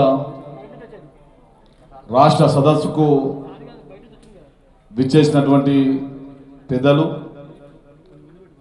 అఖిల భారత ఎస్సీ మోర్చా అధ్యక్షులు లాల్ సింగ్ ఆర్య గారు, అదేవిధంగా ఈ యొక్క కార్యక్రమానికి ముఖ్య వక్తగా విచ్చేసినటువంటి మహానుభావులు పెద్దలు గౌరవనీయులు మురళీధర్ రావు గారు, వేదిక మీద ఉన్న అఖిల భారత ఎస్సీ మోర్చా జాతీయ ప్రధాన కార్యదర్శి, మన రాష్ట్ర ఇన్ఛార్జ్ అయినటువంటి షమ్మునాథ్ తుడియా గారు, ఎస్సీ మోర్చా జాతీయ కార్యదర్శి ఎస్ కుమారన్న గారు, అదేవిధంగా పెద్దపల్లి మాజీ పార్లమెంట్ సభ్యులు పెద్దలు గౌరవనీయులు వివేక్ సార్ గారికి, అదేవిధంగా మాజీ మంత్రివర్యులు, ఈ రాష్ట్రంలో తెలంగాణలో అనేక ఉద్యమాలు చేసినటువంటి వ్యక్తి చంద్రశేఖరరావు గారు, భారతీయ జనతా పార్టీలో మన సమాజాన్ని, దళిత సమాజాన్ని అనేక మంది తయారు చేసినటువంటి నాయకులు, ఎస్సీ మోర్చాను బలోపేతం కానిక కారకులైనటువంటి పెద్దలు రాములన్న గారి, ఎస్సీ కమిషన్ మాజీ మెంబర్ రాములన్న గారికి, అదేవిధంగా మాజీ బీజేపీ రాష్ట్ర ప్రధాన కార్యదర్శి అయినటువంటి చింత సామమూర్తి అన్న గారికి, బంగారు సుధక్క గారికి, దేవేందర్ గారికి, అదేవిధంగా వంశీతులక్ గారికి, శ్రీధరన్న గారికి, అశోక్ గారికి, ఈ యొక్క కార్యక్రమానికి విచ్చేసినటువంటి భారతీయ జనతా పార్టీ ఎస్సీ మోర్చా రాష్ట్ర పదాధికారులకు, జిల్లా అధ్యక్షులకు, వివిధ ఈ దళిత సమాజం అనేక ఉద్యమాలు చేస్తున్నటువంటి ఈ యొక్క కార్యక్రమానికి పిలువగానే వచ్చినటువంటి అనేక మంది నాయకులకు, అదేవిధంగా ఈ యొక్క కార్యక్రమానికి ముఖ్య కారకులు 15 రోజుల నుంచి ఎట్లా చేయాలి, ఏ రకంగా చేయాలి, ఎక్కడ పెట్టాలని చెప్పినప్పుడు మా ఇన్ఛార్జ్ అయినటువంటి రాష్ట్ర ఉపాధ్యక్షులు గంగుడి మనోహరన్న గారికి, ఎందుకు చెప్తున్నట్టే లాస్ట్ వారిని, సార్ మేము ఎస్సీ మోర్చా మేము కత్తిరి హోటల్లో చేస్తాం అన్న అని అడిగిన, అరే మరి ఇంకోరు చేస్తారు, కత్తిరి హోటల్లో ఖచ్చితంగా ఎస్సీ మోర్చా ప్రోగ్రాం చేయాల్సిందే, చేసి తీరాల్సిందే అని చెప్పినటువంటి పెద్దలు గంగుడి మనోహరన్న గారికి మరొకసారి ఎస్సీ మోర్చా నుంచి ధన్యవాదాలు తెలియజేస్తాను. మిత్రులారా, నాకేం అనిపించింది, నేను ఎస్సీ మోర్చా రాష్ట్ర అధ్యక్షుడితో అయిన తర్వాత దళిత్ ఇంటెలెక్చువల్, దళిత్ సంబంధించినటువంటి మేధావులతోని ఈ రాష్ట్రంలో జరుగుతున్నటువంటి అనేక వైఫల్యాలు, దళితులపై జరుగుతున్నటువంటి అనేక అనుమానాలు, అవమానాలు, నిరంతరం ఎలక్షన్లు వచ్చినాయంటే మన చుట్టూ రాజకీయాలు తిరుగుతున్నటువంటి సందర్భంలో ఒక కార్యక్రమం తీసుకుంటే బాగుంటుందని చెప్పేసి అనుకున్న టైంలో మన అఖిల భారత అధ్యక్షులు నేను 15 నుంచి 20 దాకా 3 రాష్ట్రాలు తిరగాలని చెప్పేసి వారు చెప్పినప్పుడు మరి అఖిల భారత అధ్యక్షుడు వస్తుంది కాబట్టి మనం ఒక మంచి కార్యక్రమం తీసుకుంటే బాగుంటుందని చెప్పేసి ఈ కార్యక్రమం తీసుకొని అదేవిధంగా దళిత సంబంధించినటువంటి అనేక విషయాలు చెప్పేటోళ్ళు కావాలి. అనేక విషయాలు తెలియని విషయాలు నిజంగా ఈ రకంగా ఉంటాయా, ఈ రాష్ట్రంలో ఈ రకంగా జరుగుతుందా అని చెప్పేసి చెప్పాలంటే ఎవరు చెప్తారని కరెక్ట్ ఆలోచన చేసినప్పుడు మా కుమారన్న చెప్పిండు. ఈ రాష్ట్రంలో దళిత సమాజం గురించి దేశంలో నరేంద్ర మోడీ గారు చేస్తున్నటువంటి ఎస్సీల కార్యక్రమాల గురించి చెప్పాలంటే మన మురళీధరరావు గారు చెప్తారు. ఖచ్చితంగా వారిని విలువాలని చెప్పేసి వారు చెప్పడం జరిగింది. వారిని ఒక కార్యక్రమాన్ని పిలవడం జరిగింది. మీరు నమ్మరు, మిగతా పార్టీల కన్నా ఈరోజు మన పార్టీల మాజీ మంత్రులు, ఎస్సీ సెక్టార్ సంబంధించినటువంటి మాజీ మంత్రులు, మాజీ ఎమ్మెల్యేలు ఉన్నటువంటి పార్టీ ఈరోజు భారతీయ జనతా పార్టీ ఒక్కటే. అనేక పార్టీలలో కీలక పదవులు పోషించి ఈరోజు భారతీయ జనతా పార్టీలో చేరినటువంటి వారందరికీ మరొకసారి స్వాగతం సుస్వాగతం మనం ఖచ్చితంగా చెప్పాల్సింది. మిత్రులారా, మొన్నటికి మొన్న మరియమ్మ ఇష్యూ వచ్చినప్పుడు ఎస్సీ మోర్చా నుంచి మనందరం ఖమ్మం పోయినాం. దాదాపు 100 మందిని ఆ గ్రామానికి పోయినప్పుడు అక్కడ జరిగినటువంటి సంఘటన ఏదైతుందో ఆ సంఘటనను చూసినప్పుడు మనకు బాధ అనిపించి ఈ రాష్ట్రంలో అనేక మంది దళితులపై దాడులు చేస్తున్నటువంటి కేసీఆర్ ప్రభుత్వం ఏదైతుందో ఈ కేసీఆర్ ప్రభుత్వాన్ని మెడలు దించేంత వరకు భారతీయ జనతా పార్టీలో పనిచేస్తున్నటువంటి ఎస్సీ కార్యకర్తలు, ఎస్సీ నాయకులు ఎవరైతే ఉన్నారో మనం రాబోయే రోజుల్లో పెద్ద ఎత్తున కార్యక్రమాలకు శ్రీకారం చుట్టే సమయం వచ్చిందని చెప్పేసి ఆ రోజు నేను భావించాను. ఆ రోజు మనందరం పోయిన తర్వాత ఈ కండువలు వేసుకొని ఆ గ్రామాలలో కొంత ఒక విచిత్రంగా మనం చూస్తూ ఉన్నారు. ఖమ్మంలో బీజేపీ సంబంధించిన వాళ్ళు మరియమ్మ సావు కారణమైనటువంటి గ్రామాన్ని సందర్శించి ఆ మరియమ్మ సంబంధించినటువంటి ఫ్యామిలీ మనం పరామర్శించినప్పుడు అక్కడ ఉన్నటువంటి గ్రామస్తులంతా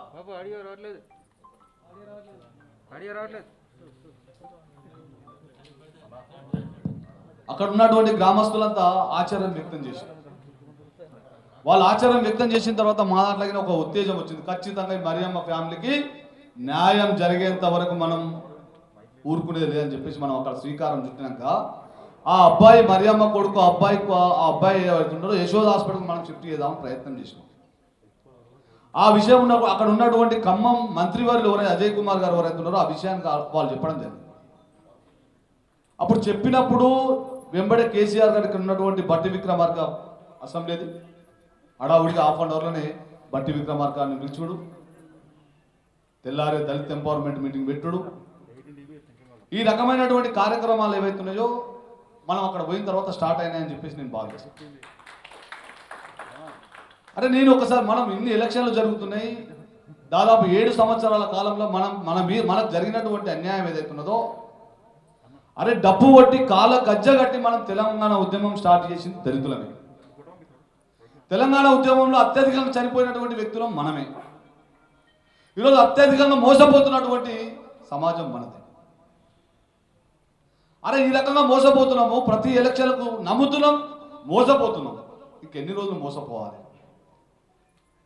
ఇన్ని రోజులు ఇట్లా ఈ రకంగా అవమానాలు భరించుకుంటూ మనం గ్రామాలలో ఈ ఉద్యమాలు చేయాలని చెప్పేసి మనం ఒక్కసారి ఆలోచన చేయాల్సినటువంటి అవసరం ఉంది. 7 సంవత్సరాల కిందట దళితులు ముఖ్యమంత్రి చేస్తానని చెప్పిండు. ఈ రాష్ట్రంలో ఉన్నటువంటి దళిత సమాజం అంతా నిజంగానే నమ్మినాం. కేసీఆర్ మాటలకు ఎవరైతే నమ్మనోళ్ళు తెలంగాణలో ఎవరైనా ఉంటారా? అట్లాంటి దళితులం పెద్ద విషయం కాదు కదా, నమ్మినాం, మోసపోయినాం. రెండోసారి ఎలక్షన్లు వచ్చినప్పుడు అరే ఈ రాష్ట్రంలో దళితులకు పొలం లేదు, దళితులకు 3 ఎకరాల పొలం ఇవ్వాలి, దళితుల అభివృద్ధి కోసమే పాటుపడతామని చెప్పి కేసీఆర్ రెండోసారి చెప్పినప్పుడు మళ్ళీ నమ్మినాం, మళ్ళీ ఓట్లేసాం. వారు చెప్పినటువంటి విషయాలు ఏవైతున్నాయో ఈ రోజు వరకిన ఆచరణలో 1% లేనటువంటి విషయం మనందరికీ తెలిసే. నాగార్జున సార్ ఎలక్షన్లు వచ్చినప్పుడు అక్కడ దళితుల ఓట్లు ఏవైతున్నాయో ఆ రోజు 1000 కోట్ల రూపాయలు దళితులకు ఇస్తున్నా అని చెప్పేసి ఆలియా సభలో చెప్పడం జరిగింది. అంతకుముందుకు ఏ ఎలక్షన్లు వచ్చినా మన దళిత వర్గం చుట్టే ఆ ఎలక్షన్లు జరుగుతూ ఉన్నాయి. దాని తర్వాత హుజూరాబాద్ ఎలక్షన్ సంబంధించినటువంటి ఈటల రాజేందర్ గారు మన పార్టీలో జాయిన్ అయిన తర్వాత అనేక విషయాలు, అనేక కారకాల కారణంగా వాళ్ళు సర్వే చేసిన కారణంగా ఈరోజు దళిత సమాజం అంతా కేసీఆర్కి వ్యతిరేకంగా ఉందని చెప్పేసి భావించి అక్కడ 45,000 ఓట్లు ఏవైతున్నాయో ఆ ఓట్లు కావాలంటే మనం కొత్త డ్రామా వేయాలి, దళితులను మళ్ళా మోసం చేయాలని చెప్పేసి కేసీఆర్ భావించడం జరిగింది. ఇది వాస్తవం. ఇది ఆ వాస్తవికలో భాగంగానే 7 ఏళ్ల నుంచి గుర్తుకు రానటువంటి దళితులు దళిత ఎంపవర్మెంట్తో ప్రగతి భవన్లో మీటింగ్ పెట్టడం జరిగింది. మన పార్టీ పోవాలా వద్దా అని చెప్పేసి చాలా మంది ఇక్కడ ఉన్నటువంటి పెద్ద మనుషులందరినీ అభిప్రాయం తీసుకోవడం జరిగింది. చాలా మంది అభిప్రాయాలలో ఏమని చెప్పారు, మనం పోవద్దు, వాడు మూర్ఖుడు, మోసగాడు, మళ్ళీ దళితులను మోసం చేయాలని చెప్పేసి కొత్త డ్రామాలు వేస్తున్నాడు, కాబట్టి భారతీయ జనతా పార్టీ ఆ మీటింగ్కి వెళ్ళొద్దని చెప్పేసి మనం చెప్పడం జరిగింది. దాని కారణంగానే మన పార్టీ నుంచి ప్రాతినిధ్యం లేదు. అక్కడ పోయినటువంటి వాళ్ళు ఎవరు, వారి ఎమ్మెల్యేలు, వాళ్ళకి వత్తాసు వరకే నాయకులు తప్పితే వేరే వాళ్ళు ఎవరు పోలేదని చెప్పేసి మనం అందరం చూసినాం.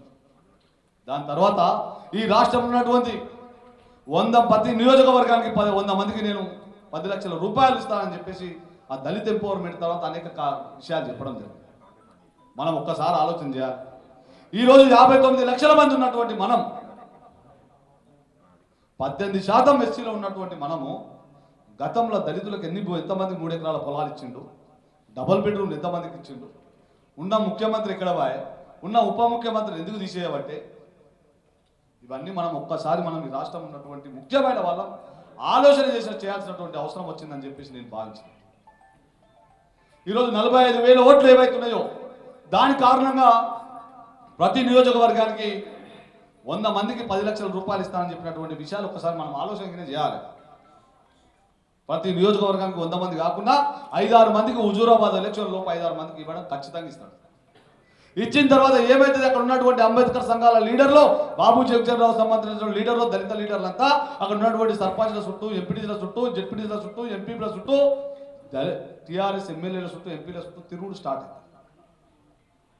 అరే ఏమైనా నాకు 10 లక్షలు ఇస్తలేవు, మీ ఎమ్మెల్యే మీ ముఖ్యమంత్రి చెప్పినా అని చెప్తారే, ఉట్టిగా ఇస్తాం పోయి, నువ్వు టీఆర్ఎస్లో చేయనుగా నీకు 10 లక్షల రూపాయలు వస్తాయని చెప్పి ఈ 2 సంవత్సరాలు ఇదే నాటకం చేస్తారు కేసీఆర్ గారు, వేరే ముచ్చట్లే లేదు. కాబట్టి హుజూరాబాద్లో ఎలక్షన్లు ఏవైతున్నాయో, హుజూరాబాద్లో జరిగేటటువంటి ఎలక్షన్లు ఏవైతున్నాయో ఈరోజు పింఛన్లు వస్తాయి, రేషన్ కార్డులు వస్తాయి, దళితులకు 3 ఎకరాల పొలంగిన అక్కడ వస్తాయి, దళితులకు 10 లక్షల రూపాయలు గిన వస్తాయి. మేము అడిగేది ఒకటే కేసీఆర్ ప్రభుత్వం, మేము 10 లక్షలు అడగలే. ఈ రోజు వరకున 2017, 18, 19, 20, 21 ఎస్సీ కార్పొరేషన్ లోన్లు అప్లై చేసుకున్నటువంటి 5 లక్షల మంది దళితులు ఎవరైతున్నారో నువ్వు ఎంతమందికి ఇచ్చినావు ఒకసారి రాష్ట్రానికి, ఈ దళిత సమాజానికి సమాధానం చెప్పాల్సినటువంటి అవసరం కేసీఆర్కి ఉందని చెప్పేసి మనం భావించాలి. 5 లక్షల మందికి అప్లై చేస్తే ఈ రోజు వరకు ఇచ్చింది నువ్వు 100లల్లా 1000లల్లా. వచ్చిన ఆ బ్యాంకు మేనేజర్లందరూ కలిసి ఈ సబ్సిడీ లోన్లు ఏవైతే ఉన్నాయో ఆ సబ్సిడీ లోన్లు అక్కడ ఇచ్చిన తర్వాత ఇయ్యనటువంటి పరిస్థితి రాష్ట్రంలో అనేక విషయాలు మనం గమనించాలి. కాబట్టి మిత్రులారా, ఈ వేదిక మీద ఉన్నటువంటి అనేక మంది ఈ రాష్ట్రంలో దళితుల మీద జరుగుతున్నటువంటి విషయాల మీద, దళితుల మీద జరుగుతున్నటువంటి దాడుల మీద, కేసీఆర్ దళితులను మోసం చేస్తున్నటువంటి విషయాల మీద అనేక విషయాలు మాట్లాడడానికి చాలా మంది పెద్దలు వచ్చారు. వారి యొక్క మనం మాటలని వినాల్సిందే. రాబోయే రోజుల్లో మన క్షేత్రంలో బయటికెళ్ళి కేసీఆర్ మీద యుద్ధం చేసే సమయం వచ్చిందని చెప్పేసి ఈ సభాముఖంగా మీ అందరికి తెలియజేస్తూ ఈ యొక్క కార్యక్రమానికి ఇచ్చేసినటువంటి మీ అందరికి మరొకసారి ఎస్సీ మోర్చా తెలంగాణ శాఖ నుంచి ధన్యవాదాలు తెలియజేస్తూ ముగిస్తున్నాను. ధన్యవాదాలు. ఆల్ ఇండియా మోర్చా అధ్యక్షులు లాల్ సింగ్ ఆర్య గారికి, శంభనాథ్ పూర్య గారికి, అదేవిధంగా మనందరి ముందు అనేక విషయాలు ప్రస్తావించడం ప్రధాన వక్త మురళీధరరావు గారికి, వేదిక మీద ఉన్న పెద్దలందరికీ పేరు పేరు నమస్కారం, పాత్రికేయులకు నమస్కారం. 2 విషయాలు ప్రస్తావిస్తే నేను ముగిస్తా. ఇంకొక 15 రోజులు, నెల రోజులు అంటే కరెక్ట్ ఈరోజు జూలై 15, ఆగస్టు 15న 75 సంవత్సరాలు పూర్తిగా అవుతుంది మన స్వాతంత్రం వచ్చి. మరి ఈ నేపథ్యంలో 75 ఏళ్ల తర్వాత కూడా ఆనాడు కూడు కూడా నీడ అని చెప్పి ఏదైతే స్లోగన్ తీసుకొని అధికారంలోకి వచ్చిన వాళ్ళంతా కూడా ఈ కింది జాతికి, దళితులకు, వాళ్ళ యొక్క అభివృద్ధికి ఏనాడు కూడా చిత్తశుద్ధితో పనిచేయలేదని చెప్పడానికి కారణం 75 ఏళ్ళ తర్వాత కూడా ఇళ్ళ కోసం అడుగుతున్నాం, భూమి కోసం అడుగుతున్నాం, దున్నేదాని కోసం అడుగుతున్నాం, ఆకలి కోసం మమ్మల్ని కాపాడమని అంటున్నాం. ఇది ఈరోజు దేశవ్యాప్తంగా చర్చ చేయాల్సిన అవసరం ఉన్నది. ఒక 6 నెలల ముందు ఈ రాష్ట్రంలో అధికారంలోకి వచ్చిన టీఆర్ఎస్, ఒక 6 నెలల ముందు కేంద్రంలో భారతీయ జనతా పార్టీ అధికారంలోకి వచ్చింది. ఈ 7 ఏళ్ల కాలంలో ఈ రెండు ప్రభుత్వాలు ఆయా మేనిఫెస్టోలో పెట్టిన విషయాలను ఏ రకంగా అమలు చేస్తున్నాయి? ఆర్టికల్ 3 డాక్టర్ బాబాసాహెబ్ అంబేద్కర్ పెట్టిన ఆర్టికల్ ద్వారా అనేక ఉద్యమాల ద్వారా ఆత్మ బలిదానాల ద్వారా మనందరము ఇక్కడ వేదిక మీద ఉన్న వాళ్ళందరం కూడా అమరణ దీక్షలు అనేక దీక్షలు చేపట్టి అనేక జైళ్ల పాలై ఈరోజు కూడా కేసులకు వెళ్తున్న మనందరికీ చాలా విషయాలు చెప్పినటువంటి కేసీఆర్ గారు ఈరోజు 7 ఏళ్ల పాలన తర్వాత ఏం చేస్తున్నారో మనందరం కూడా ఆలోచించాల్సి. రాజకీయాలకు తావు లేకుండా దళితులు, దళిత మేధావులు, రాజకీయ పక్షాలందరూ కూడా ఈరోజు రెండు కేంద్ర ప్రభుత్వము రాష్ట్ర ప్రభుత్వం చేసిన విషయాల మీద చర్చ జరిగితే తప్ప మనం ఎటువైపు ఉండాలో అర్థం కాని పరిస్థితి ఈరోజు. ఏ నిర్ణయాలు తీసుకోవాలో అర్థం కాని పరిస్థితి ఉన్నది. చాలా లైన్ క్లియర్గా ఉంది. ఈరోజు 18% ఎస్టీలు రాష్ట్రంలో ఉన్నారు, 7% రాష్ట్రంలో గిరిజనులు ఉన్నారు, 19 సీట్లు అసెంబ్లీ సీట్లు ఉన్నాయి, 3 పార్లమెంటు సీట్లు ఉన్నాయి, మిగతా గిరిజనుల సీట్లు ఉన్నాయి. మొత్తం వెళ్తే ఈ రాష్ట్రంలో ఉన్న సీట్లలో 25% దళిత ప్రజాప్రతినిధులు, గిరిజన ప్రజాప్రతినిధులు అడుగుపెట్టే అవకాశం ఉంది. లేదా మిగతా కులాల వాళ్ళందరూ కూడా అసెంబ్లీలో రావాలంటే ఆ 20% ఓట్లే వేస్తే తప్ప అడుగు పెట్టలేని పరిస్థితి ఉన్నది. అందరం కూడా ఆలోచించాలి. డాక్టర్ బిఆర్ అంబేద్కర్ మనకు ఒక్క హక్కు ఇచ్చాడు, ఓటు అనే ఆయుధం ఇచ్చాడు. ఈ ఓటు ఆయుధాన్ని మనం ఎన్నికలప్పుడు సక్రమంగా వినియోగించకపోవడం వల్లే కేసీఆర్ లాంటి వ్యక్తులు మనందరినీ కూడా వాడుకొని కరివేపాకులా వాడుకున్న వ్యక్తి కేసీఆర్ లాంటి వ్యక్తులు చాలా మంది ఉన్నారు. కాబట్టి ఈ వేదిక ద్వారా మిమ్మల్ని అందరినీ విజ్ఞప్తి చేస్తున్నాము. తెలంగాణలో ఉన్న దళిత సోదరులు, తెలంగాణలో ఉన్న దళిత ప్రజలందరూ కూడా దయచేసి ఆలోచించాలి. మీరు చేస్తున్న విషయాలు కూడా ఒకసారి చర్చ జరపాలి. ఒకసారి నీళ్ళేదో పాలేదో మనం తెలుసుకోవాల్సిన అవసరం ఉన్నది. పాలను పాలలాగా చూడాలి, నీళ్ళను నీళ్ళలాగా చూడాలి. తద్వారా కేసీఆర్కి బుద్ధి చెప్పాలని చెప్తూ ఈ అవకాశం ఇచ్చిన భారతీయ జనతా పార్టీ సింహోత్సవ కృతజ్ఞతలు చెప్తూ ముగిస్తాను. నమస్కారం. కుమారన్నకు ధన్యవాదాలు.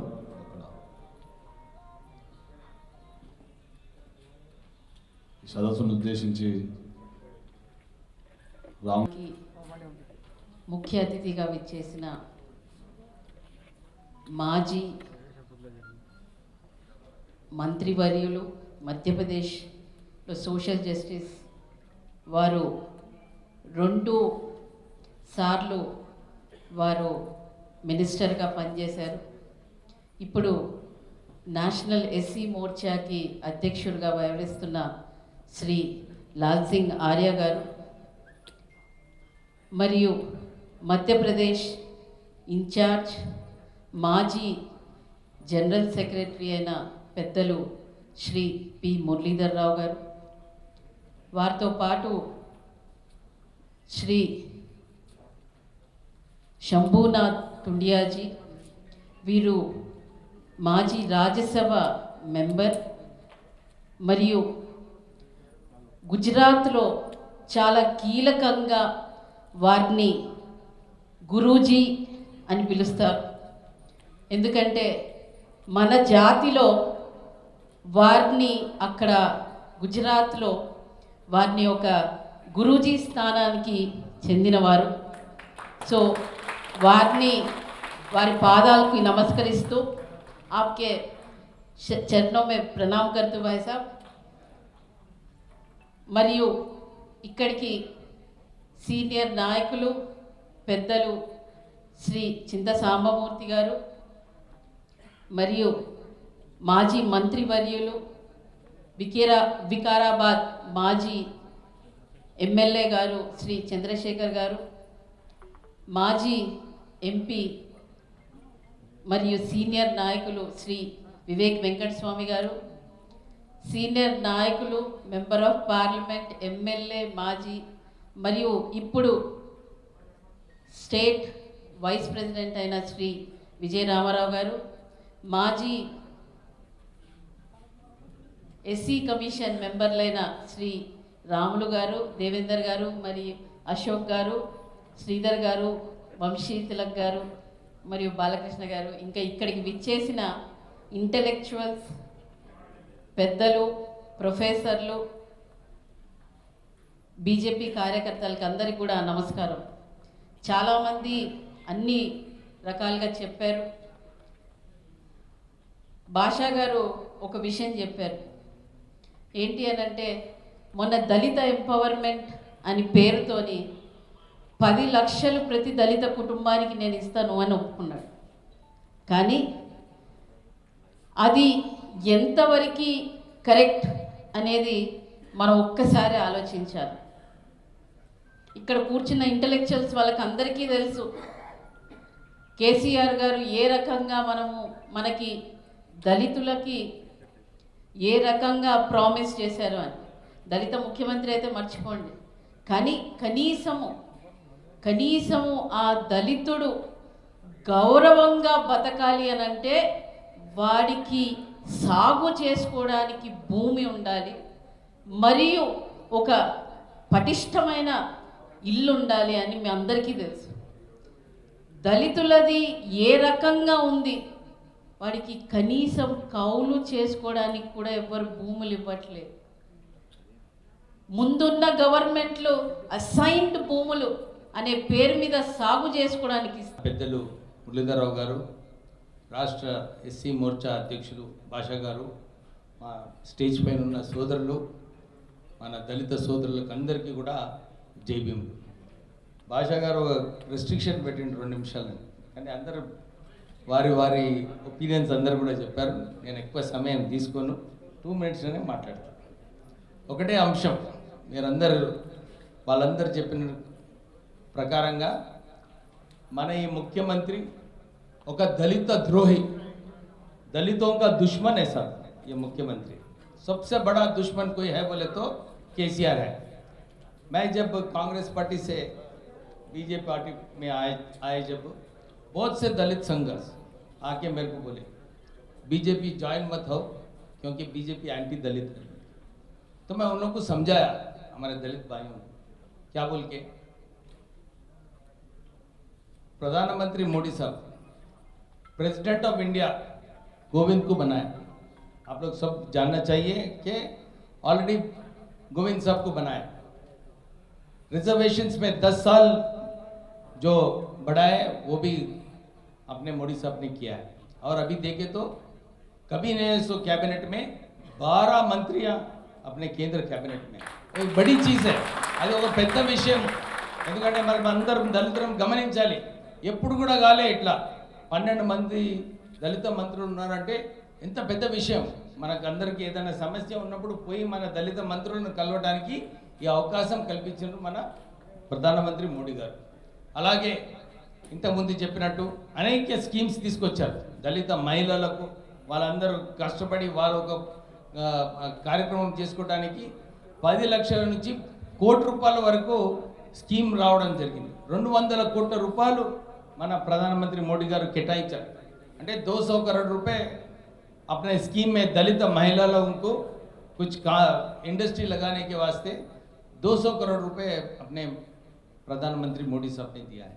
ऐसी इतने स्कीम्स दिए हैं, दलित बजट बढ़ाए हैं अपने प्रधानमंत्री साहब. सो एक अच्छा ఆలోచన, అంటే ఓ మంచి ఆలోచనతోని దళితులను ఎట్లా ముందుకు తీసుకువెళ్ళాలి, దళితులను ఎట్లా వారికి ప్రోత్సహించాలని చెప్పి ప్రధానమంత్రి మోడీ గారు వరకు మాస్టర్ ప్లాన్తో వాళ్ళు చేయడం జరుగుతుంది. చాలామందికి తెలియదు. మన దళిత మోర్చా నుంచి మనం ఇంకెక్కువ ఈ ప్రచారం చేస్తే బాగుంటుంది. నేను ఒకటే విషయం చెప్తున్నాను, ఈ ముఖ్యమంత్రి ఎందుకు దళిత ద్రోహి అని. ఎందుకంటే మనం అందరం గమనించము, మనకు ఈ ముఖ్యమంత్రి మాయా మాటలు చెప్పి దళితులను ఎట్లా మోసం చేయాలని చెప్పి ఎప్పుడు అదే ఆలోచనతో పనిచేస్తున్నాడు.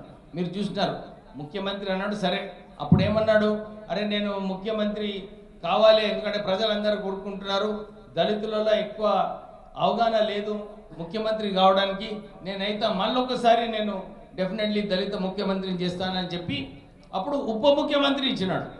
కానీ ఈరోజు అది కూడా ఇద్దరిని బర్తరఫ్ చేయడము. మళ్ళీ సర్వే చేసినప్పుడు, ఎందుకంటే మీ అందరు తెలుసు ఈ మన రెవెన్యూ యాక్ట్ ప్రకారంగా కాలంలో ఎవ్వరు అక్కడ కాస్తు చేస్తున్నారని చెప్పి ఒక కాలం ఉంటుంది. దాంట్లో ప్రత్యేకంగా ఎక్కువ మంది ఉన్న వాళ్ళందరూ దళితులే ఉంటారు.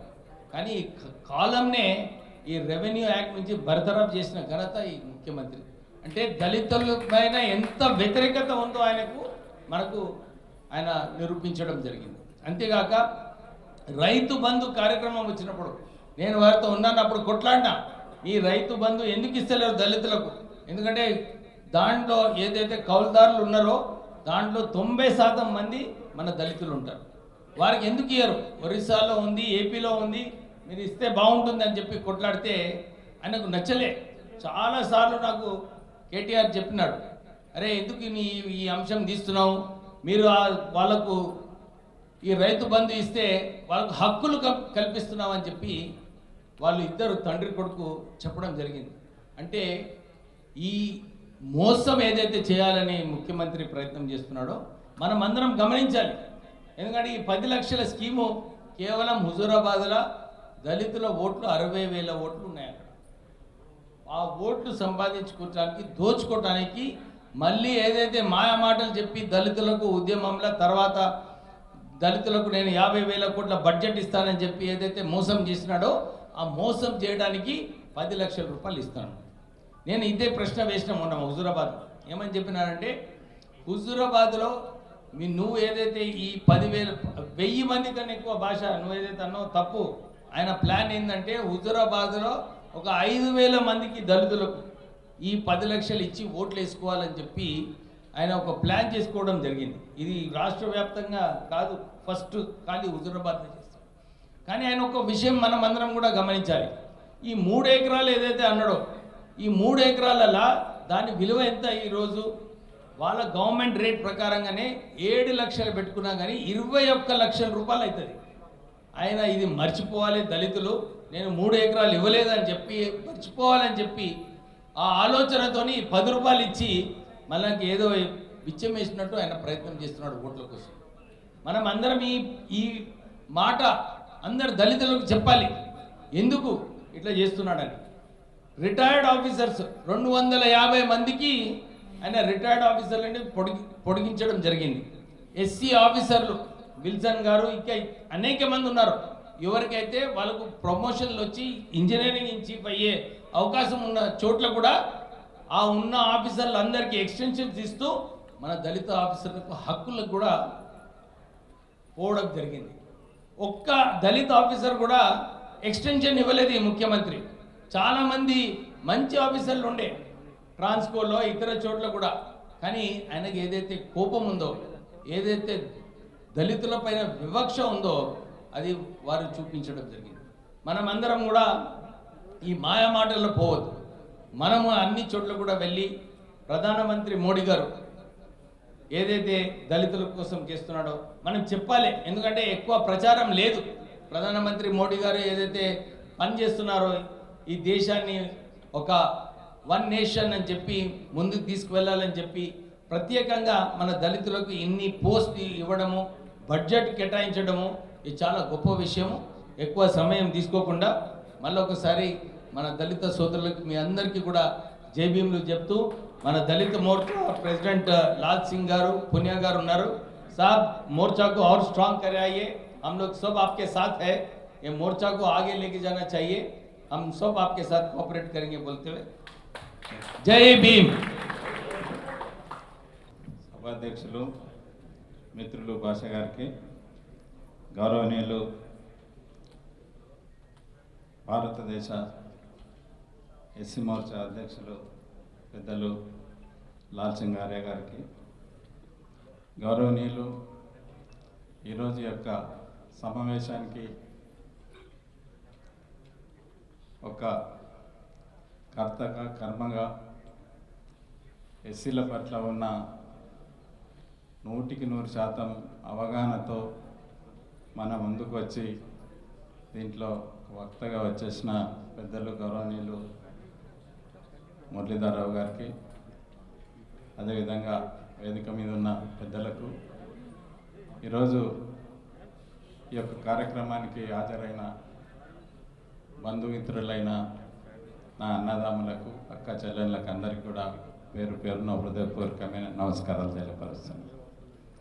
అట్లాగే మీడియా మిత్రులకు కూడా నమస్కరిస్తూ నేను రెండు విషయాల మీద, ఎందుకంటే మాట్లాడిన ప్రతి ఒక్కరు కూడా ఈ యొక్క కేసీఆర్ గారి గురించి కానివ్వండి, అదేవిధంగా ఈ రాష్ట్రంలో అనేక సంవత్సరాల నుండి దళితుల పట్ల జరుగుతున్న ఈ వివక్ష గురించి చాలామంది మాట్లాడినారు. వాటి అన్నిటి జోలికి పోకుండా ఇప్పుడున్న ప్రస్తుత పరిస్థితుల్లో కేసీఆర్ గారు ముఖ్యమంత్రిగా మన జాతికి, ముఖ్యంగా దళితులకు పట్ల చూపిస్తున్న వివక్షత, దళితుల పట్ల చేస్తున్న మోసం గురించి రెండు మాటలు చెప్తా.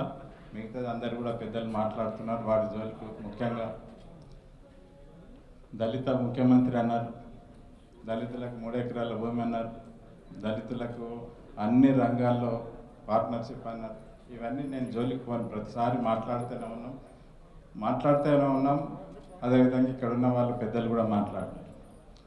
దీంట్లో ఒకటి ఏంటంటే, మనకు రీసెంట్గా దళితులకు మోసం చేసే కార్యక్రమం, ఈ మోసం చేసే కార్యక్రమంలో రీసెంట్గా తీసుకున్న మోసం ఏంటి అంటే మనకు దళిత ఎంపవర్మెంట్ అని చెప్పేసి, దాంట్లో చాలామందికి తెలుస్తలేదు ఏంటంటే, దళితులకు ఎంపవర్మెంట్ ప్రోగ్రాం పెట్టి దళితులకు 1000 కోట్లు కేటాయిస్తా అని చెప్పేసి అనగానే, అరే 1000 కోట్లు కేటాయిస్తే చాలామందికి లాభం జరుగుతుంది అని చెప్పేసి అనుకుంటున్నారు.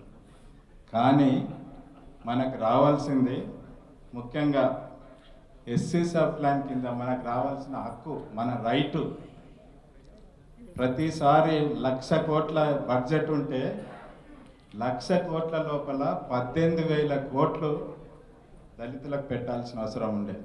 అట్లా 7 సంవత్సరాల నుండి 18 కోట్లు ఇంటూ 7 సంవత్సరాలు అంటే 1,26,00,000 మనకు పెట్టాల్సిన అవసరం ఉంటుంది. 1,26,00,000 పెట్టే బదులు ఈరోజు 1,000 కోట్లు పెట్టేసి మనకేదో ఉద్ధరిస్తున్నాం అని చెప్పేసి అనుకునేది పచ్చి మోసం.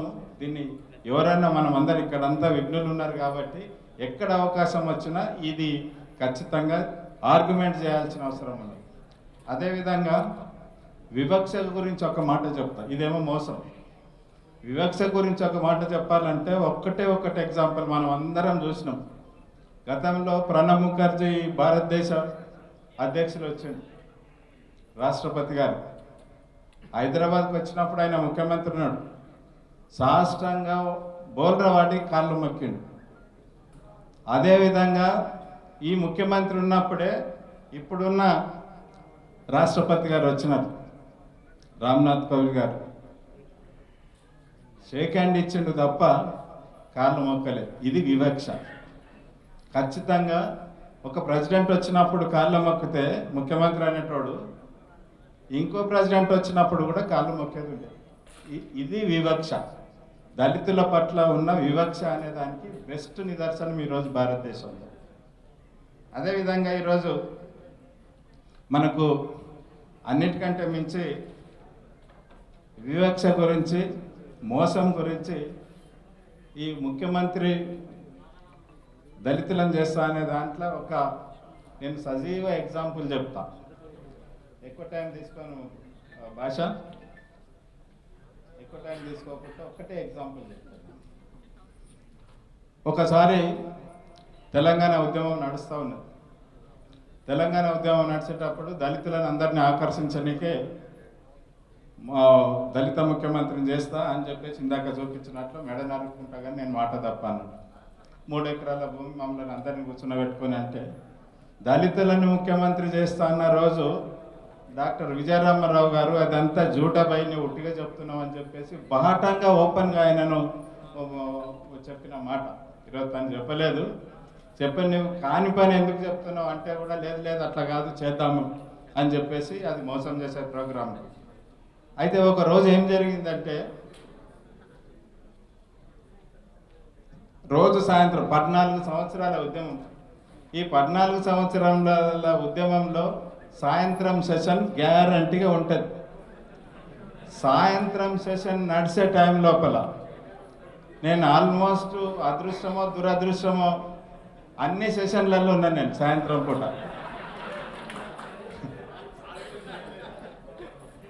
అయితే ఆ సెషన్లో ఒకటి సాయంత్రం సెషన్లో సార్ జర దూరం ఉంటాడు, నేను ఆల్మోస్ట్ దగ్గరనే ఉన్నా. అయితే ఒకరోజు నేను ఒక 10 నిమిషాలు లేట్ పోయినా. 10 నిమిషాలు లేట్ పోయే వరకు మొత్తం అంతా సర్వ్ అయింది, నడుస్తున్నది, ఒకటి అయిపోయింది. అయితే నేను పోగానే సరే అరే డాక్టర్ సాబ్కు గ్లాస్ పెట్టుండే, నాకు కూడా పెట్టింది. పెట్టిన తర్వాత ఆ మనిషి, నేను ఎందుకంటే ఇది సజీవ ఎగ్జాంపుల్ చెప్తున్నా, మీకు అందరికి గుర్తుండాలి. డాక్టర్ సాబ్ నువ్వు లేట్ వచ్చినావు, మేము ఒక నిర్ణయం చేసినాం. అంటే ఏంది సార్ చెప్పండి. మధుసూదన్ చారికి బీసీ వెల్ఫేర్ మినిస్టర్ ఇయ్యాలి పోయి నువ్వు అన్నాడు.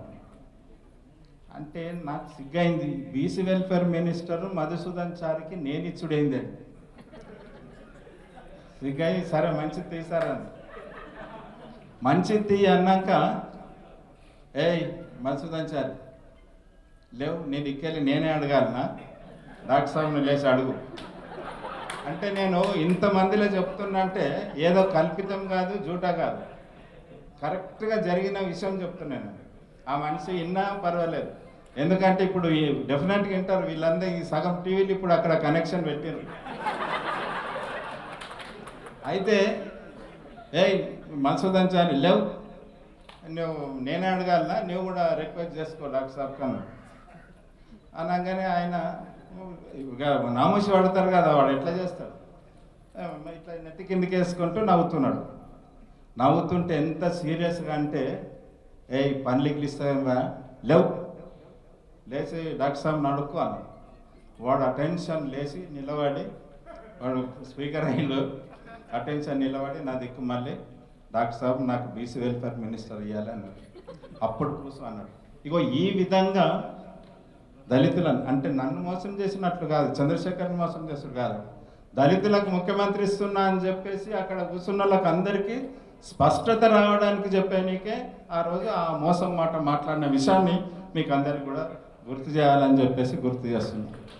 ఈ విధంగా కేసీఆర్ అనేటోడు దళితుల పట్ల వివక్షతో పాటు మోసం కూడా చేసిన మాటలన్నింటిని కూడా మనం అందరం గుర్తు చేసుకోవాలి. ఇందాక మాట్లాడిన పెద్దలందరూ కూడా గతంలో రాజకీయ చరిత్ర చూస్తే ఆంధ్రప్రదేశ్ రాష్ట్రం ఉన్నప్పటి నుండి ఇప్పటి వరకు అనేక ముఖ్యమంత్రులు, నేను ఇంచుమించు 6-7 ముఖ్యమంత్రులు ఉన్న టైం లోపల నేను ఎమ్మెల్యేగా ఉన్నా, మంత్రిగా ఉన్నా. కానీ ఆనాటి ముఖ్యమంత్రులు ఎవడన్నా ఇట్లాంటి సభలలో కానీ ఇంకెక్కడైనా కానీ మాట మాట్లాడితే అది జీవోగా జరిగిపోతుంది. ఈ మనిషి మాట్లాడిన మాట అన్నీ కూడా జీవో కాకుండా పోతున్న పరిస్థితులను మనం గుర్తు చేసుకోవాల్సిన అవసరం ఉన్నది. ఈరోజు ఏంటంటే ఎస్సీల ఎంపవర్మెంట్ ప్రోగ్రామ్ ఏదైతే చేస్తున్నారో, తర్వాత 50,000 ఉద్యోగాలు ఏదైతే ప్రకటిస్తున్నాడో అవన్నీ కూడా 50,000ల్లో 5 కూడా చేయడు. ప్రతిసారి ఎన్నికలు వస్తే మోసం చేసుకుంటూ పోతా ఉన్న పరిస్థితి. కాబట్టి ఇవి అన్నిటిని కూడా మనం దృష్టి పెట్టుకోవాలి. ఇంకొక విషయం ఏంటంటే, పెద్దలందరూ ఉన్నారు స్టేజ్ మీద, ఈ దేశంలో రాజకీయం గురించి ఒక్కసారి ఆలోచన చేస్తే దళితులు ఏ పార్టీకి సపోర్టుగా ఉంటే ఆ పార్టీ ప్రభుత్వం చేస్తూ అవుతున్న క్రమం. మీరు అక్కడికి వెళ్ళి ఇందిరాగాంధీ కాడికి వెళ్ళి స్టార్ట్ చేస్తే మొన్నటి వరకు కూడా. కాబట్టి దయచేసి మనం కూడా ఇప్పుడు నార్త్ ఇండియాలో అంతా దళితులు సపోర్ట్ చేస్తున్నటువంటి సౌత్లో అది కొరబడుతుంది. మురళీధర్ రావు సార్ అటువంటి వ్యక్తి దీన్ని బ్రేక్ చేసే విధంగా దళితులకున్న ఈ నియోజకవర్గాలన్నింటినీ కూడా ప్రత్యేక శ్రద్ధ పెట్టి 19కి 19 దళితులకున్న సీట్లు బీజేపీ కైవసం చేసుకుంటే ఆటోమేటిక్గా బీజేపీ గవర్నమెంట్ ఫామ్ కావడానికి అవకాశం ఉంటుందని చెప్పేసి పెద్దలు ఉన్నారు కాబట్టి చెప్తున్నాను. నేను వేరే సభలు అయితే బీజేపీ 19 సీట్లు తెప్పిండిపై అనకపోతుంటే ఈరోజు మోడీ గారి దగ్గర కానివ్వండి, ఈరోజు భారతదేశంలో ఉన్న పార్టీని ఈరోజు ఇన్ఫ్లుయెన్స్ చేసి చేయగలిగే కెపాసిటీలో ఉన్న పెద్దలందరూ ఇక్కడ ఉన్నారు కాబట్టి వాళ్ళ దృష్టికి తీసుకొస్తా ఉన్నాం. అందుకే దయచేసి ఈరోజు మన సీట్లు ఏవైతే ఉన్నావు, రిజర్వేషన్ సీట్లు ఏవైతే ఉన్నాయి, ఈవెన్ ఎస్టీలు కూడా ఒక్క జనరల్ సీటు కొట్లాడాలంటే ఎంత అవుతుందో ఆ జనరల్ సీట్కు కొట్లాడే దాంతోనే మన ఈ 5 సీట్లు అల్కగా వచ్చేస్తాయి. కాన్సన్ట్రేషన్ చేసేది ఒక జనరల్ సీట్ మీద ఉన్న కాన్సన్ట్రేషను గట్టిగా చేస్తే అది గెలిస్తే 5 సీట్లు మన అల్క గెలవడానికి అవకాశం ఉంటాయి. కాబట్టి ఉన్న 20-30ని కాన్సన్ట్రేషన్ చేస్తే సాలిడ్గా మనకు రావడానికి అవకాశం ఉన్నాయి. కాబట్టి దయచేసి వీటి మీద పెద్దలందరూ కూడా కాన్సన్ట్రేషన్ చేయాలని చెప్పేసి మిమ్మల్ని అందరినీ కూడా కోరుకుంటూ, ముఖ్యంగా ఈరోజు ఈ యొక్క సమావేశం పెట్టి మనమందరం కూడా మాట్లాడుకొని ఈ యొక్క మాటలన్నీ కూడా మనకు, ఎందుకంటే ఈ ప్రాంతంలో పెద్దలు ఇందాక రామ్లాన్ అన్నట్లు ఈ ప్రాంతంలో ఈ సౌత్ ఇండియాలోనే బీజేపీ పట్ల ఎస్సీలందరూ కూడా దూరం ఉన్నారు అనే ఒక అపోహ ఉన్నది. ఈ అపోహను తొలగించాలనే ఉద్దేశంతోనే నేను కానీ విజయరామారావు గారు కానీ బీజేపీలో జరిగిన మాట మీకు అందరికీ కూడా తెలియపరుస్తూ ఉన్నాను. మేము ఈరోజు ఎక్కడ రాజకీయం లేకుండా ఉండగలిగే కెపాసిటీలో ఉండి కూడా బీజేపీకి దళితులు ఎందుకు దూరం ఉన్నారు, దళితులను పూర్తిగా బీజేపీకి దగ్గర చేయాలనే కార్యక్రమం కొరకు మేము చేరినాం. కాబట్టి డెఫినెట్గా మేము కృషి చేస్తాం. మురళీధర్రావు గారు అసంటోళ్ళు సపోర్ట్ చేస్తే ఖచ్చితంగా బీజేపీ వెంటనే ఈ యొక్క దళితులందరూ కూడా ఉన్నారనే విధంగా ప్రణాళిక తయారు చేసి ఖచ్చితంగా రేపు గవర్నమెంట్ ఫామ్ అయితే నేను మొదట్లో చెప్పినట్లు ఎప్పుడైతే ఎక్కడైతే దళితులు సపోర్ట్ చేసిన పార్టీ గవర్నమెంట్ ఫామ్ చేసిందో ఇక్కడ కూడా దళితులను సపోర్ట్ తీసుకొని గవర్నమెంట్ ఫామ్ చేసే క్రమంలో ముందుకు జరగాలని చెప్పేసి మరొకసారి తెలియపరుస్తూ ఈ అవకాశం ఇచ్చిన మిత్రులు భాష గారికి, అదేవిధంగా పెద్దలు దేశ అధ్యక్షులు దళిత మోర్చా అధ్యక్షులు, ఇది నేను తెలుగులో మాట్లాడినా వారికి తెలుసో లేదో ఎట్లా అర్థమవుతుందో లేదో కానీ మురళీధర్రావు గారు నా యొక్క సారాంశాన్ని వాళ్ళ దృష్టికి తీసుకురావాలని చెప్పేసి నేను వారిని కోరుతూ సెలవు తీసుకుంటున్నాను. జై హింద్. అదేవిధంగా వేదిక మీద ఉన్న జాతీయ అధ్యక్షులు, అదేవిధంగా జాతీయ ప్రధాన కార్యదర్శి, ముఖ్య అతిథులు గారు, వేదిక మీద ఉన్న అందరికీ కూడా పేరు పేరున నమస్కారాలు తెలియజేస్తున్నాను. అదేవిధంగా ఈరోజు ఈ కార్యక్రమానికి మేధావులు, మన కార్యకర్తలు, నాయకులు ఈ కార్యక్రమం ఎంతో ముందుకు తీసుకుపోవడానికి ఒక ఉద్యమ రూపకంగా ముందుకు వచ్చిన సోదరి మనలందరికీ కూడా, పత్రికా ప్రతినిధులకు, మీడియా వారందరికీ కూడా నమస్కారాలు తెలియజేస్తున్నారు. మనకున్నది ఒకే ఒక రాజమార్గం, అదేందో మనందరూ కూడా తెలుసు. ఈ రాజమార్గం ఏదంటే 2023లో గోల్కొండ కిలా మీద, గోల్కొండ కోట మీద భారతీయ జనతా పార్టీ పతాకాన్ని రెపరెపలాడించాలి. ఈ ప్రభుత్వం మన వైపు రావాలి, భారతీయ జనతా పార్టీ ప్రభుత్వం రావాలి, భారతీయ జనతా పార్టీ ఒక భరతమాత ముద్దు బిడ్డ ఈ స్థానంలో కూర్చోవాలనే ఒక దృఢ సంకల్పంతో మనం ఈ పోరాటం చేస్తున్నాము. మరి ఈ పోరాటం ఎవరి మీద చేస్తున్నామో మనందరికీ కూడా తెలుసు.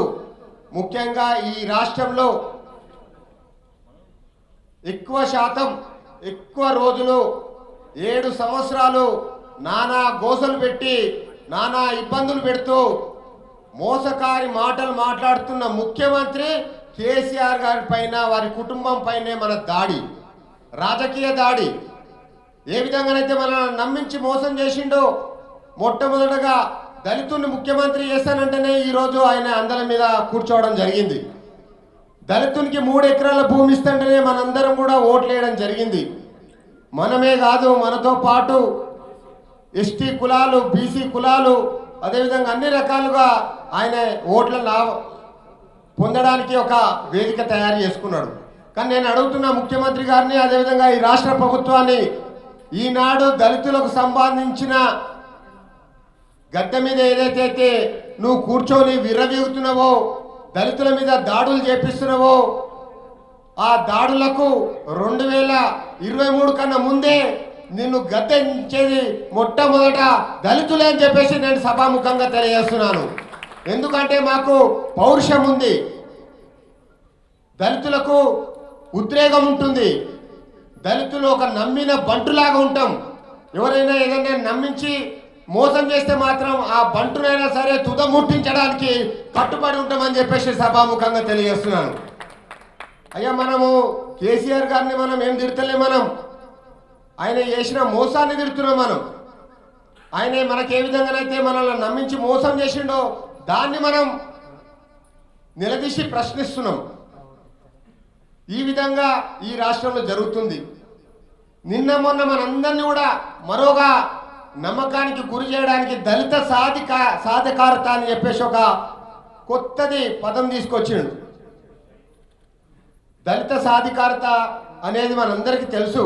డాక్టర్ బిఆర్ అంబేద్కర్ గారు ఎప్పుడైతే రాజ్యాంగాన్ని రచించినప్పుడు ఎంపవర్మెంట్ అనేది అందరికీ ఉండాలి అనేది ఆ రోజే చెప్పిండు డాక్టర్ బిఆర్ అంబేద్కర్ గారు. రాజ్యాంగంలో రాసిండ్రు ప్రతి ఒక్కరికి ఎంపవర్మెంట్ అనేది రావాలి, హక్కులు అనేది ఉండాలి అనేది డాక్టర్ బిఆర్ అంబేద్కర్ గారు. కానీ ఇక్కడ ఉన్న ఈ ముఖ్యమంత్రి గారు కేసీఆర్ గారు కావాలని చెప్పేసి ఏదైతే ఎన్నికల కోసం మహబూబాబాద్ ఎన్నికలలో ఉన్న 45,000 ఓట్ల కోసం మెజారిటీ మనమున్నాం, అక్కడ ఆ అసెంబ్లీలో మెజారిటీ మనమున్నాం, మన ఓట్లు కబ్జా చేసుకోవడానికి ఈ కొత్త నాటకాన్ని ముందుకు తీసుకొస్తున్నాడు.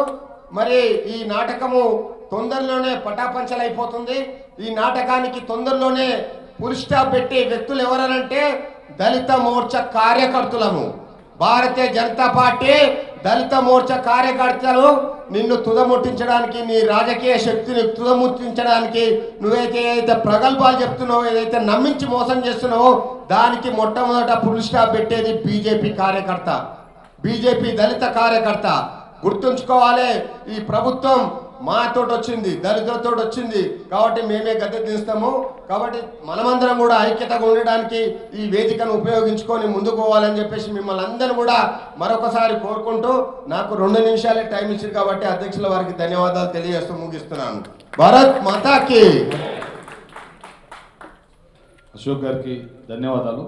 కొద్దిగా లెంత్ తీసుకోకండి, కొద్దిగా షార్ట్గా స్వీట్గా చెప్పేటట్టు ప్రయత్నం చేస్తే వాళ్ళకి నాకు మంచిగా అనిపిస్తుంది.